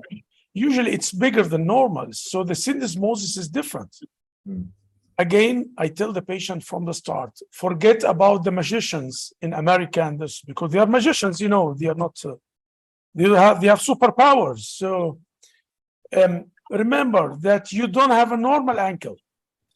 The talus is not normal, the penis is not normal, and it's even if you have if you push the fibula down, if you do lengthening of the fibula, and the X-ray are beautiful, this is not true, because with growth, I'm sure that the movement of the ankle is not going to be normal, because we always have disparity between the size of the talus and the ankle. It seems like if you have a CDH,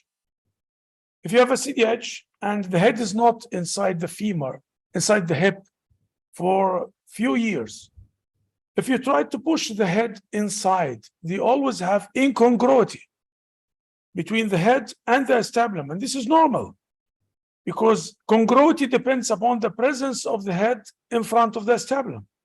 It's the same for the talus. The talus is not in front of the normal ankle. The head is in front of abnormal ankle. So usually the talus takes a misshapen form. So when you push, when you do lengthening the fibula, which I do as a routine, I don't tell the patient, even if the X-ray looks beautiful, you are not going to have a normal ankle. This is for fibular lengthening. If you have a vestigial fibula, I push it 1 millimeter per day during correction and during lengthening or something like this. It helps to stop the progression of the deformity. Again, it doesn't give you a normal ankle, but it helps in prevention of the continuous progression of the vallus ankle. One point you asked about the epiphysiodesis. In my experience, I've seen epiphysiodesis done abroad in many centers. It never stopped the progression of the deformity. You're going to have, because the people, they have subluxation of the ankle, or during lengthening or whatever, they do arthrodesis of the ankle, and they tell the patient, this will stop the deformity. Arthrodesis of the ankle will not stop the deformity. And in almost all the cases that I've seen, I have to do supramalleolar osteotomy to correct the progression of the deformity. So the third point, even if you do arthrodesis of the ankle, it doesn't mean the end of the valgus ankle problem. So there is no one solution for such a problem. Thank you very much. So can I add just one point? So all palate type 3 are usually, ankle is very stiff to begin with. There is absolutely no mobility in the ankle to begin with.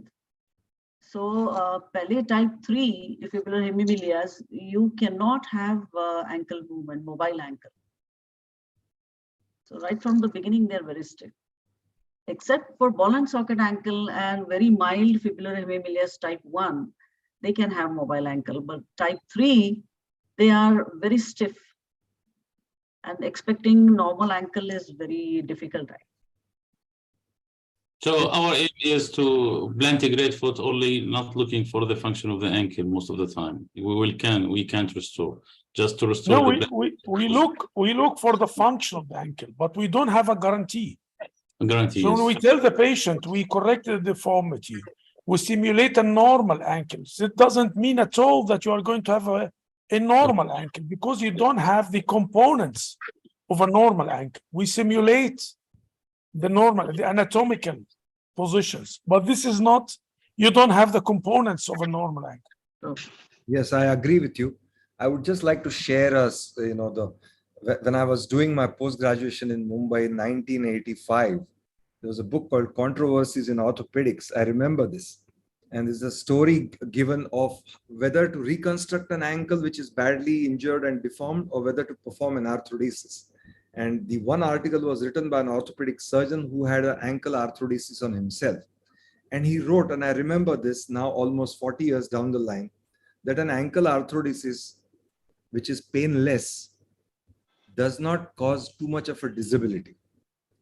An fused ankle, which is painless, can allow a person to do many activities. So we should take hope. Professor Gamal, I agree with you that we can't promise them, but even if they don't have a lot of movement in the ankle, as long as it is not deformed and is not creating deformities in the other joints, we should not worry too much and encourage them to feel that they have achieved a decent result, and not be worried to reach some mythical goal of trying to give a normal ankle when it's not possible.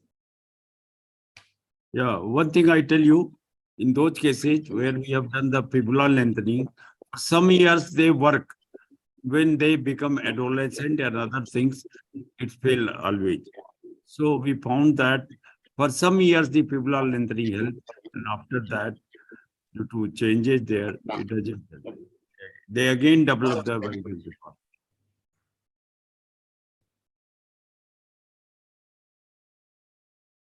So I want to ask Professor Gamal, I know very much that your patients are very similar to ours in India and they never accept an amputation. There's a group in the USA who performed a study in which they tried to perform amputations for fibular hemimelia long ago. This is 15, 20 years ago. I know this is culturally unacceptable for, I think, Egyptian patients and most Indian patients. But still, do you think it has got any merit if you leave aside the culture, just as experienced orthopedic surgeons, if you leave the cultural aspect aside, do you think that instead of them having, and you leave aside the aspect of the cost of the prosthesis, expensive prosthesis, if you leave that factor aside, if you think that one surgery for an amputation for a really bad, I'm just asking you your opinion, that, and they have one surgery and then they need a prosthesis. And that way they don't have to go through multiple surgeries, because all our patients, all my patients also need at least 3 or 4 surgeries during their, growing years. So what is your opinion? What do you think? Milind, when I started my first fellowship in England with Mike Benson, Mike Benson was was the president of the Bone and Joint and was the president of the European Pediatric Orthopaedic Society. Yes. And, I was young at the time, and Mike was, if you're patient with tibial or fibular hemimelia, I think within 30 seconds, he usually convinced the family to have amputation before the age 1 year. So the family will accept it as congenital amputation. No one, for almost 6 months asked for a second opinion. Okay. They always follow him. No problem at all. And now in my age, just one thing, which is cultural. If he's my son, I wouldn't do an amputation. Okay. If it's my leg, I wouldn't do amputation. This is something. But look to the history of medicine. Look to the history of orthopedics. If we remember in congenital pseudoarthrosis tibia, when we were young residents, I'm a bit older than you, and I've learned the lesson when I was a resident. If you have congenital pseudoarthrosis tibia and you have 2 failed surgeries, you have to do an amputation. If the rule now is valid, it's not valid. It's not, I agree. If you followed this rule, we wouldn't have the advances in treatment of congenital pseudoarthrosis tibia. So in many cases, you think about it's a long way, but who knows? It looks, hepatitis C, hepatitis C now. Half of my friends died from hepatitis C in Egypt. It was an epidemic. And now the treatment, it just, we don't have hepatitis C anymore because the oral treatment just for 1 month with no side effects, 97% success. So in the history of orthopedics, if we give up for the sake of amputation, we wouldn't have many advances. So it's the same thing for me. I wouldn't surrender for amputation. No, So can I talk? Yes, sure, Barry. Only But one. If you agree with me only. Yes, If you don't, you don't have to talk. I must congratulate all the speakers. Very renowned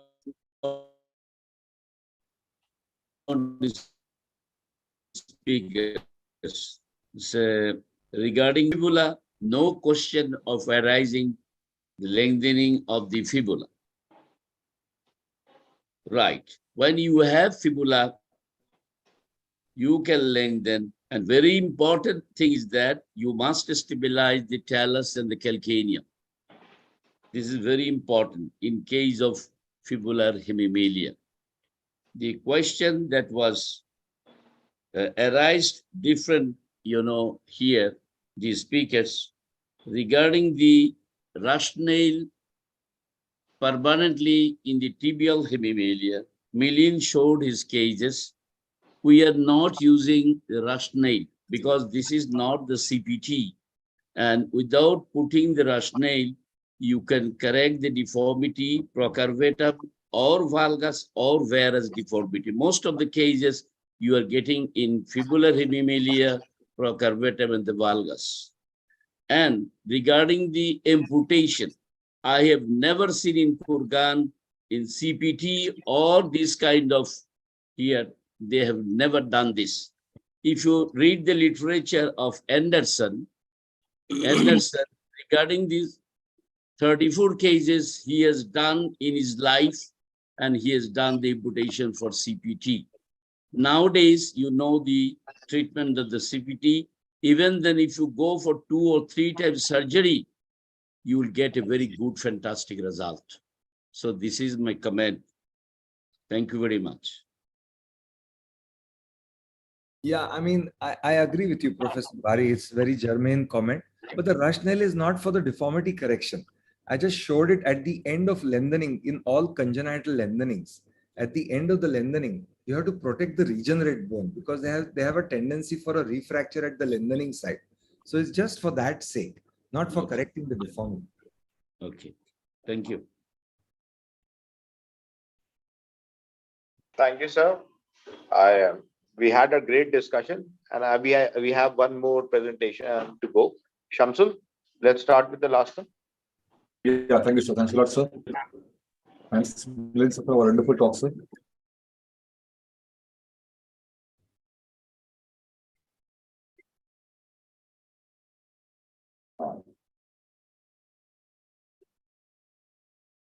Next, last, we have our honorable Professor Dr. OMER Ali Rafiq Barawi, sir, from Iraq.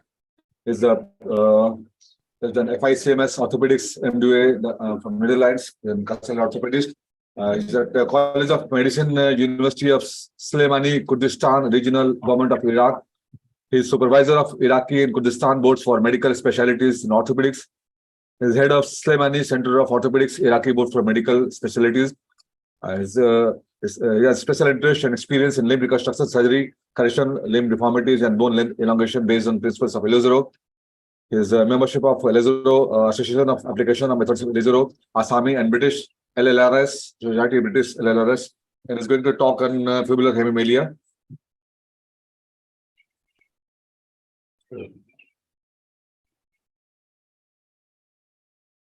Omer, sir, shall I share your talk, sir? Please unmute, sir. Yes, is it good? Yes, sir. Yes, please. Share. Okay.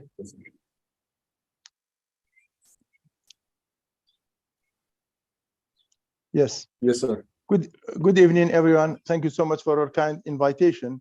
I will speak about the fibular hemimelia. The majority of the talk are they are told by Professor Milind. Anyway, I would like to tell you shortly about my experience, how we are treating fibular hemimelia in Slemani city. Next slide, please. If you are directly going to the photos of the patient, will be easier for the sake of time consuming. Photos of the patient, please. I don't want to take time regarding the classifications.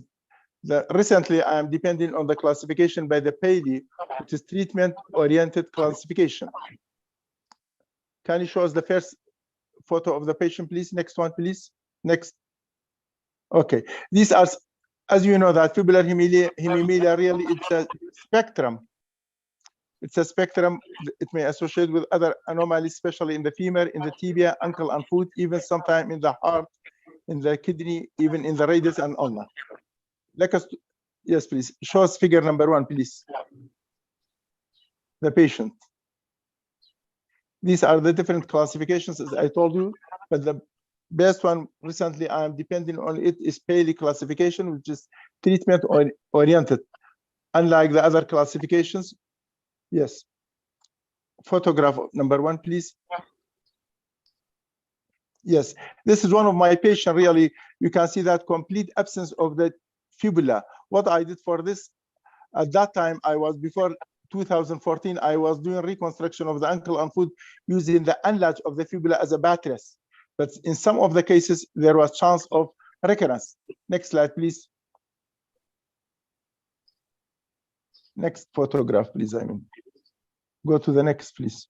Why? Yes, now we can see that the limb is equalized, but I'm advising such patient to do follow-up till skeletal maturity. There is chance of limb discrepancy, even sometimes recurrence of the ankle and foot deformity if I'm using the previous methods. But nowadays, for the last 3 to 4 years, I'm using shorted procedure by Paley. Next case, please. Yes, this after equalization, but you can see that there is some sort of recurrence of the valgus, ankle, and foot. Next one, please. This case came to me, amputation done by someone who was complaining from valgus knee, so the prosthesis was not suitable for him. What I did for this case, I did supracondylar femoral hemicalotasis in order to bring the femur into the center. Next slide, please. Now the patient can, this is pre-operatively, even including the hips scanogram. Next slide, please. We can see that there is good consolidated supracondylar femoral hemicalotasis, which is good for application of the prosthesis. Next slide, please. Another case, amputation done in one side, the other side, which I did for him, I did some sort of reconstruction of the ankle and foot and doing some bone elongation. Next one, please. Next slide. We did elongation about 8 centimeters for this case. Now the patient is happy when there is equalization of the limb. Next slide, please. This is simple type of the fibular hemimelia. The only finding is that there is shortening of the right leg, while the ankle and foot is stable. According to the Paley classification, this is type 1.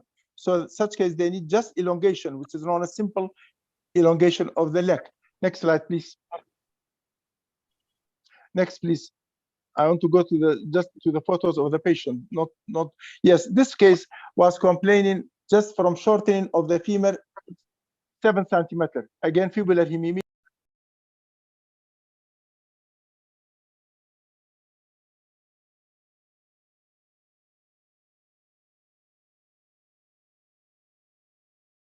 Next.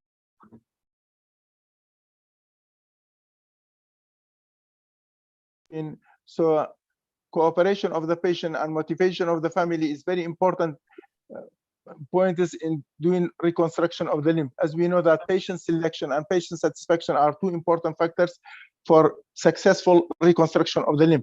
So this patient was very cooperative. Next one, please. Yes, we can see that through single stitch incision, we did corticotomy based on the principles of Elizarov. Also, although I am using hybrid type of the frame in which a combination of the wire and pins. Next one, please. Next photo. Yes, now the limb is equalized. The patient is waiting for removal of the frame. After removal of the frame, also I am using brace till I am sure that there is very rigid corticalization and no more chance of any fracturing. Next slide, please. Yes, next photo. This is with the brace. Next photo. Yes, we can see just by this simple radiograph, we can decide this is a case of fibular hemimelia, in which the head of the fibula on the affected side is not at the same level of the sound side. Next one, please. Next, please. This is well corticalized femur after doing elongation 7 centimeters. Next photo, please. Yes, this is another case according to the Birch classification. We can see just there are 2 digits. According to the previous classification, this was indication for amputation. But recently, in 2014, when Paley he did his publication for shorted procedure, it means shortening distal osteotomy of the tibia and realignment. There is no need for amputation. What I am doing now for the last 5 years, I am doing shorted procedure. Next slide, please. Next. Yes, we can see that the ankle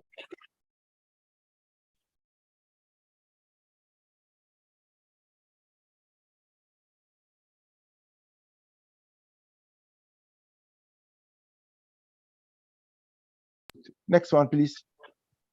Yes, we can see after shorted procedure, well-aligned ankle and foot, and the patient is waiting for bone elongation. As I told you, in such cases, they need follow-up till skeletal maturity. Next one, please.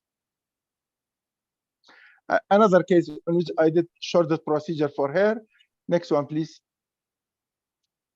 Yes, next one, please. Similar to the previous one. Yes, the same thing. Shorted procedure by Paley. Next one, please. Yes, well, plantigrade foot, but there is shortening, which can be easily equalized by bone elongation based on principles of Elizarov. Next one, please. Next, please. Next. Okay. I want to, after that, I have a case really. Dr. Shams, I think my case is not there. Anyway, because I have a case really, when the patient was 1 year old, I did reconstruction of the ankle and foot. Then I did elongation of the femur 8 centimeter and elongation of the tibia 5 centimeter. Now the patient is waiting for the last elongation. The patient is 17 years old. What is in my mind is to send her for MRI of the knee, but in spite of that, I am doing arthrodesis of the knee and I am doing elongation of the entire limb. It means the femur and the tibia, because before now, Professor Milind, thankfully, he told his experience that even if we are doing reconstruction of the cruciate ligament, there is high chance of instability. Thank you so much. That was my presentation, but unfortunately, the last photograph of my patient is not with Dr. Shams, although I sent him. Okay. Excellent. Congratulations. Thank you so much. Thank you so much. Plantigrade foot results are really nice. Really Thank you so much. Yeah. Excellent. Thank you, sir, for the Thank you. presentation. And Shamsul, any questions?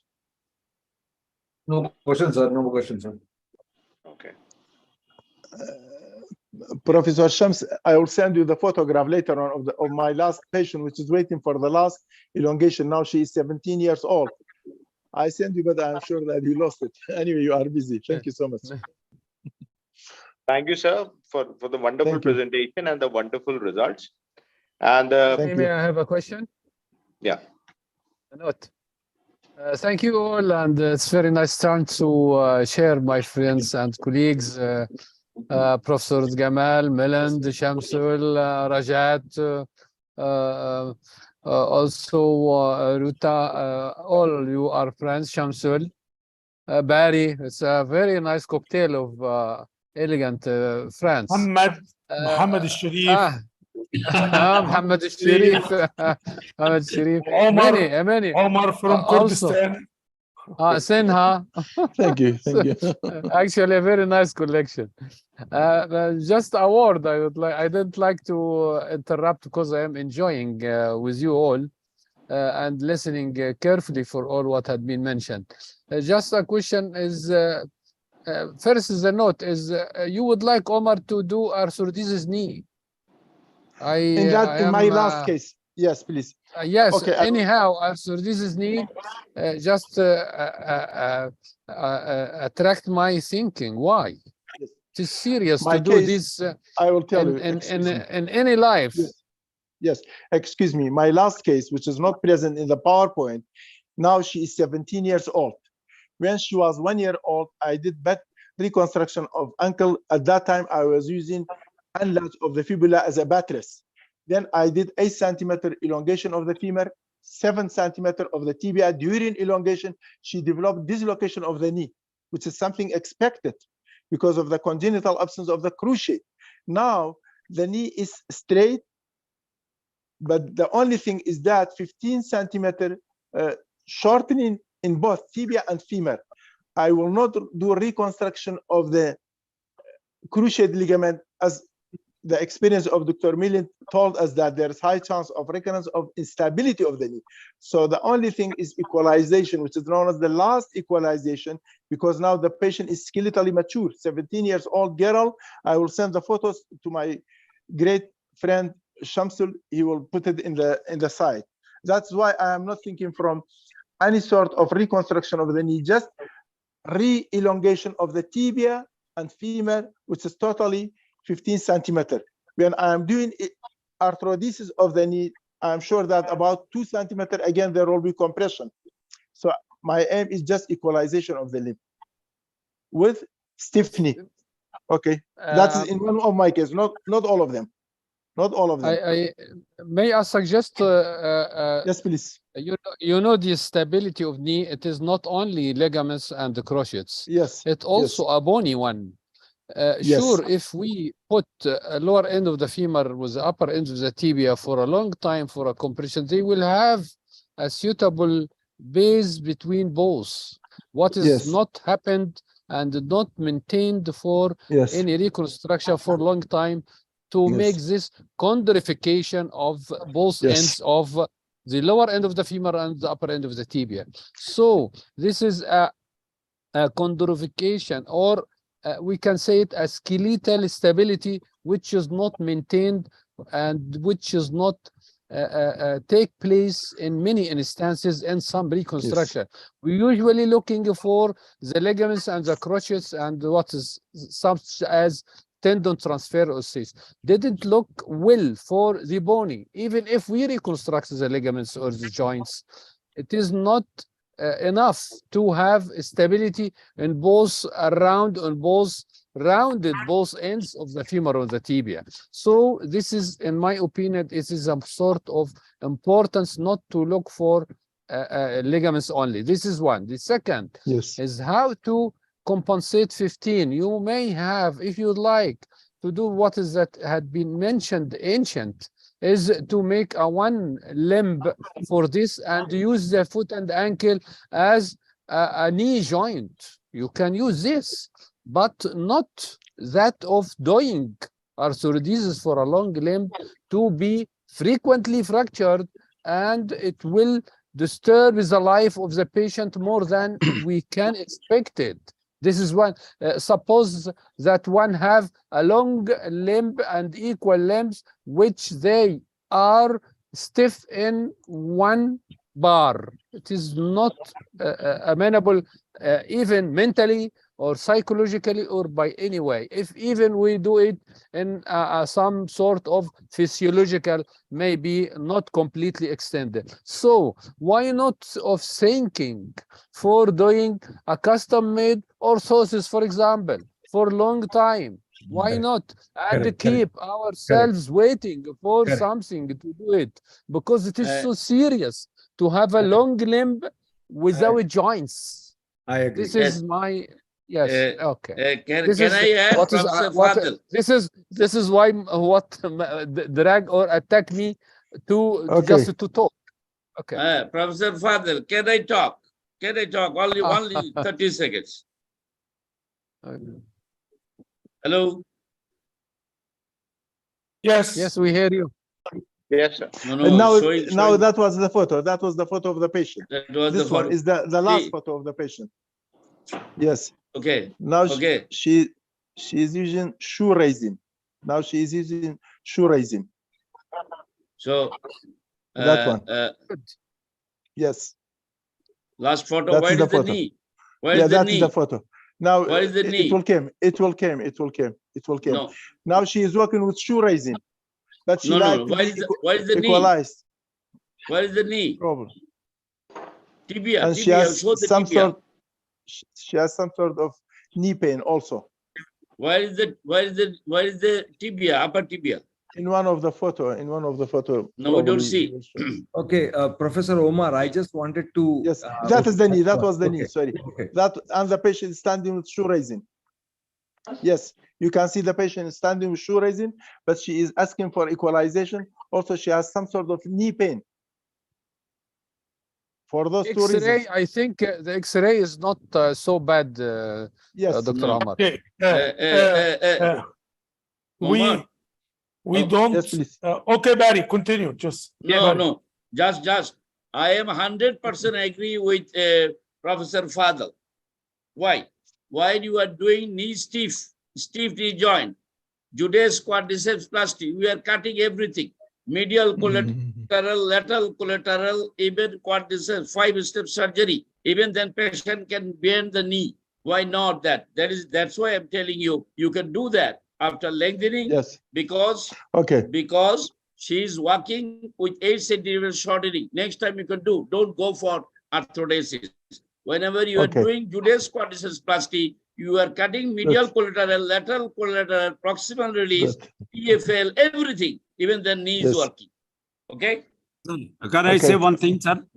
Actually, Yes. nowadays, there is a arthroscopic surgeons are there. They do the quadriceplasty by arthroscope. Secondly, at present, no tendon transfer is done.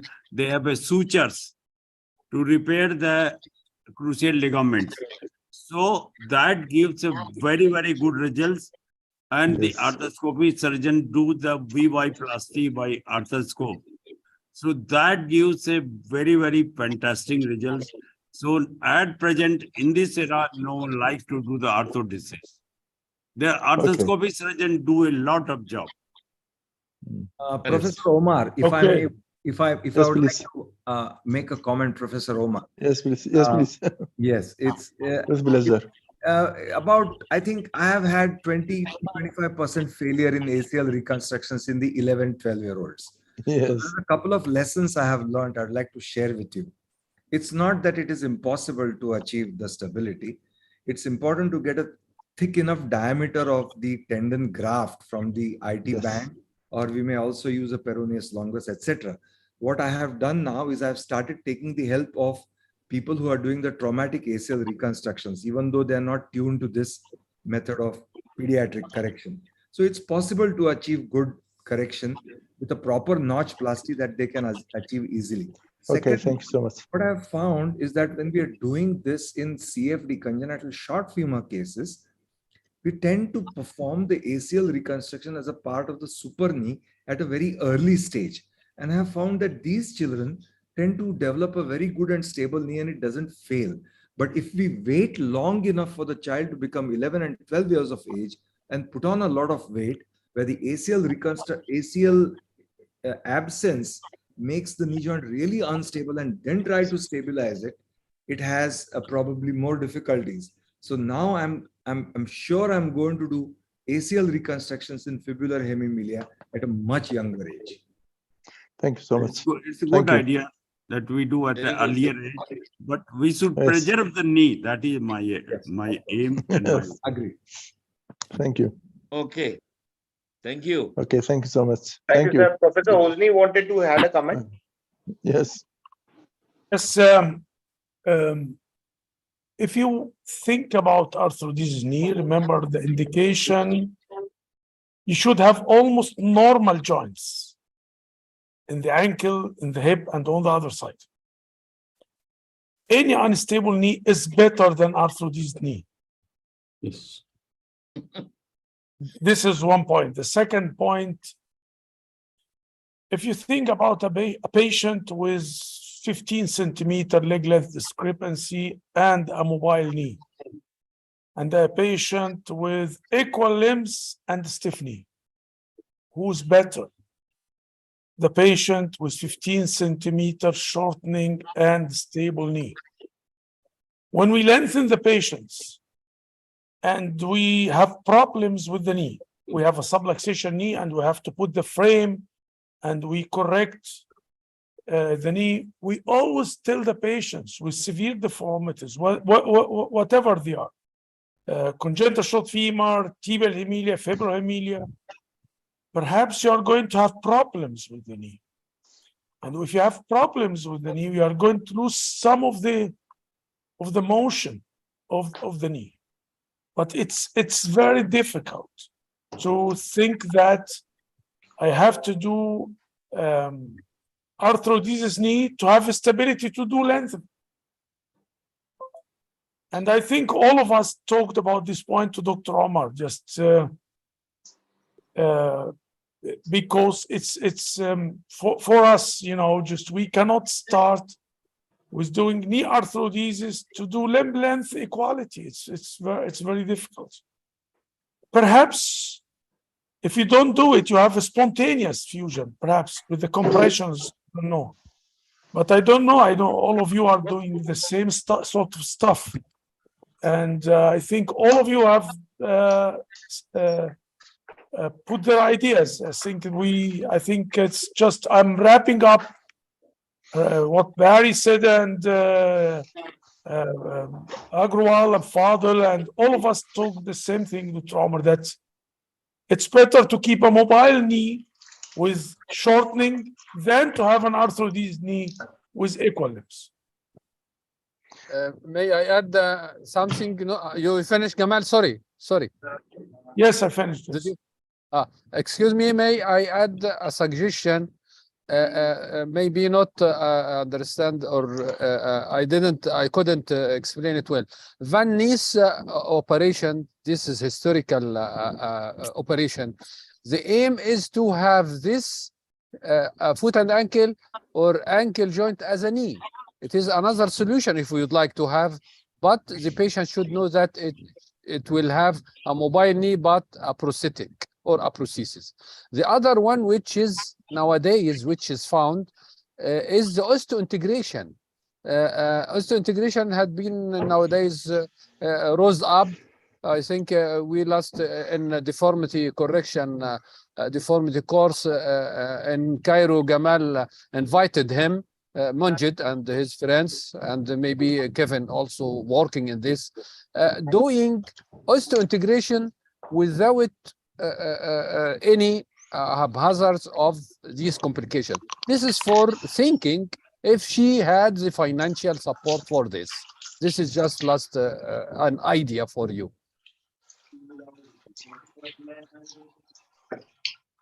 Yes, Professor.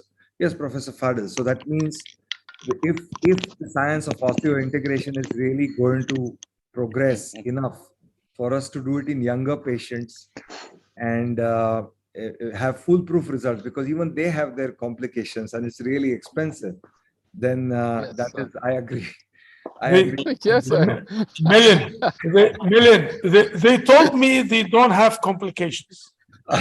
By chance, I have a meeting in Cyprus. I have a meeting in Cyprus. And one of our Siberian friends presented a case of osseointegration.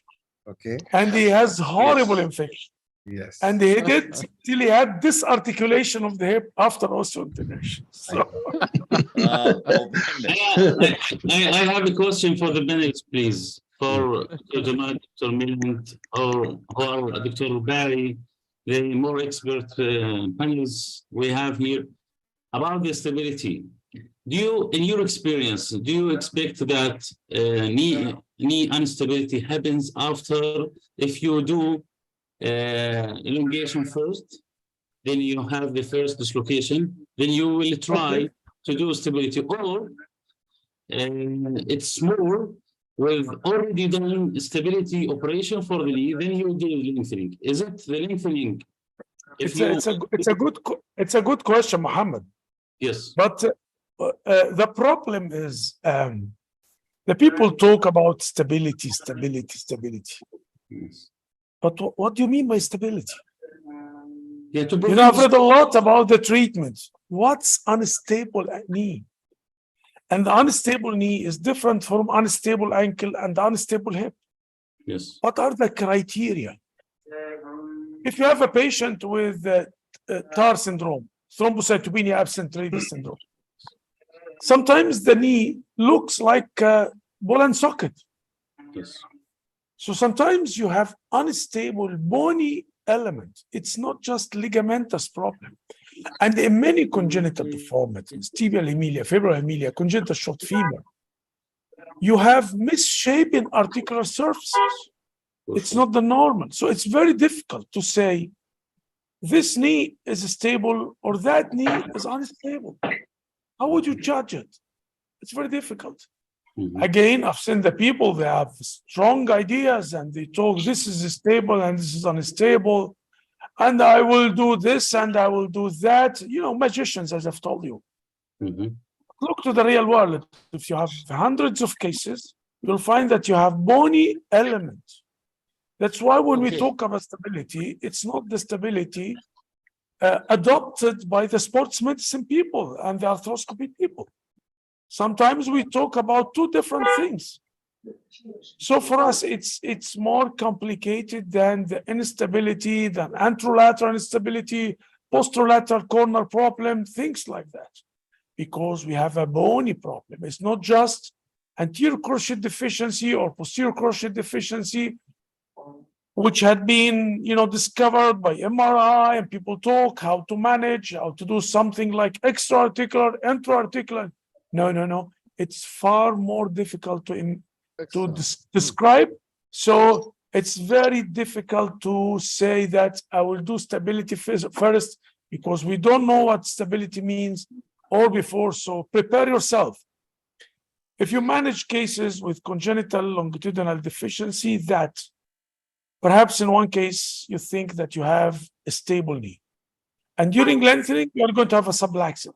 Not only this, I have a stable knee, and after lengthening there was no problem at all, and after 2 weeks I started to have gradual subluxation of the knee in fibular hemimelia, and I have cases like this. So it's more complicated than just to give sharp decision and sharp answers. That's it. Yes. So you advise us, all the opinions, to advise us new surgeons, whenever we have cases like this, to consider all of them are better protection for the knee. The problem, Mohammed, when you get older like me, and you start to think about and you see follow-up for a long time, you are going to have less confidence in yourself. Right. And you start to expect more complications. Yes. And less results. Yes. Because I see cases after 30 years now, 25 years. When I was your age, I was very enthusiastic, and I thought I was a good surgeon, but now I think that I'm less than average surgeon. Yes. Because I've seen hundreds of complications. Right? And when I see the people presenting 100% results, because they have animation experience. When you do animation and you draw Mickey Mouse and moving pictures, sure, you have 100% results because you don't have real patients. But if you are in the real world and there are thousands of cases, you have many complications. Prepare yourself, Mohammed. Yeah. Yes. I'm already facing a lot of complications right now. So, 2 things. There's a very famous surgeon in India long ago called Professor Dholakia, who famously said, "Nothing shatters confidence like follow-up." But I think your question was very germane. So just like if we have in congenital short femur, we have a sloping acetabulum, and we do a Degas osteotomy before we do the femoral lengthening. I think in the same way, I think the whole idea is crystallizing that even in fibular hemimelia, even though the knee instability doesn't manifest early, before doing the femur lengthening, it's far better to do, I think, the ligamentous reconstruction of the knee with even the mild instability at a tender age, and then go on to perform the femur lengthening. I think that's a thought. So this is very interesting. I'm really enjoying this conversation. Thank you, gentlemen.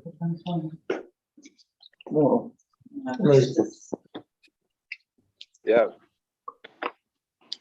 Okay. Yes, sir. You want to say something, Professor Bari? Yes. Okay. You want to thank? Yes, sir. Always. So it was, I think, after a long time, we have seen such a great conservation between all the startbirds. And for the viewers, I would like to tell one thing, that we all know Professor Milind Chaudhary. We all are fan of him. But those who have not heard the name of Professor Gamal Hosny, like I'm a big fan of him. Who has not heard Professor Gamal Hosny? Actually, the younger persons, they have heard only the name of Dr. Pele and the best, as Professor Hosny said, the best people, because he's such a humble person. He doesn't comes in the limelight. Those who know him, like he's one of the gems, and like every word, whatever he says, every article written by him, we all recommend that you take it very seriously. Whatever he says, a single word, it's based on an experience of 35 years, and it's very practical. No packaging, nothing. Very practical, based on experience.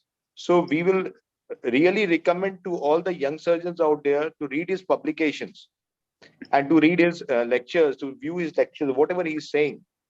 So, in fact, we will request Professor Hosny if he can share some of his articles. We can put it in the group for the young surgeons to read. Yeah, So, yeah, My pleasure. because I'm his neighbor. My country is close to his country. I know him well. I know that he is one of the guy who doing things for the others. You know, so when he writes something, he writes it for the benefit of the others, either the patients or the other surgeons. So I really congratulate him. Best regards for him. Allah keep him. Him and Dr. Fadel, also Dr. Barry. Those guys actually doing things for the others, for the sake of the other benefits. Actually, this is true. This is my testimony for them.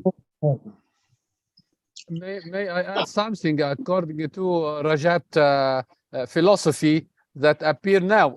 It's very good idea. It worth talking is to say that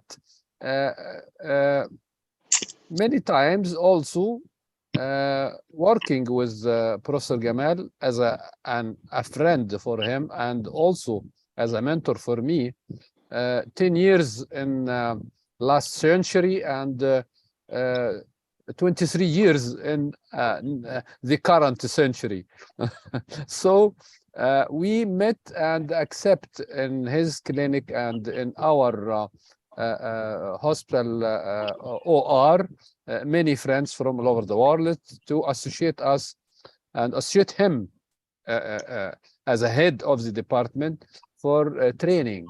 And also it is important to say that Professor Milind actually accept for his international center many of LRS professional diploma colleagues, and actually accept I think maybe about 6 or 8 colleagues from Egypt in different years every now and then, and returned it back to our area, not in Egypt only, but in Yemen and maybe in other countries I didn't know.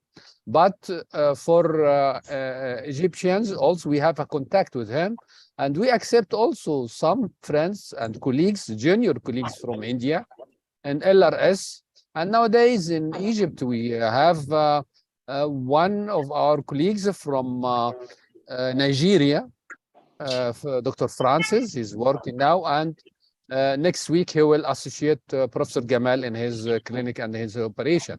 So interaction, as Rajat suggests, it is important to make interaction between and cooperation between our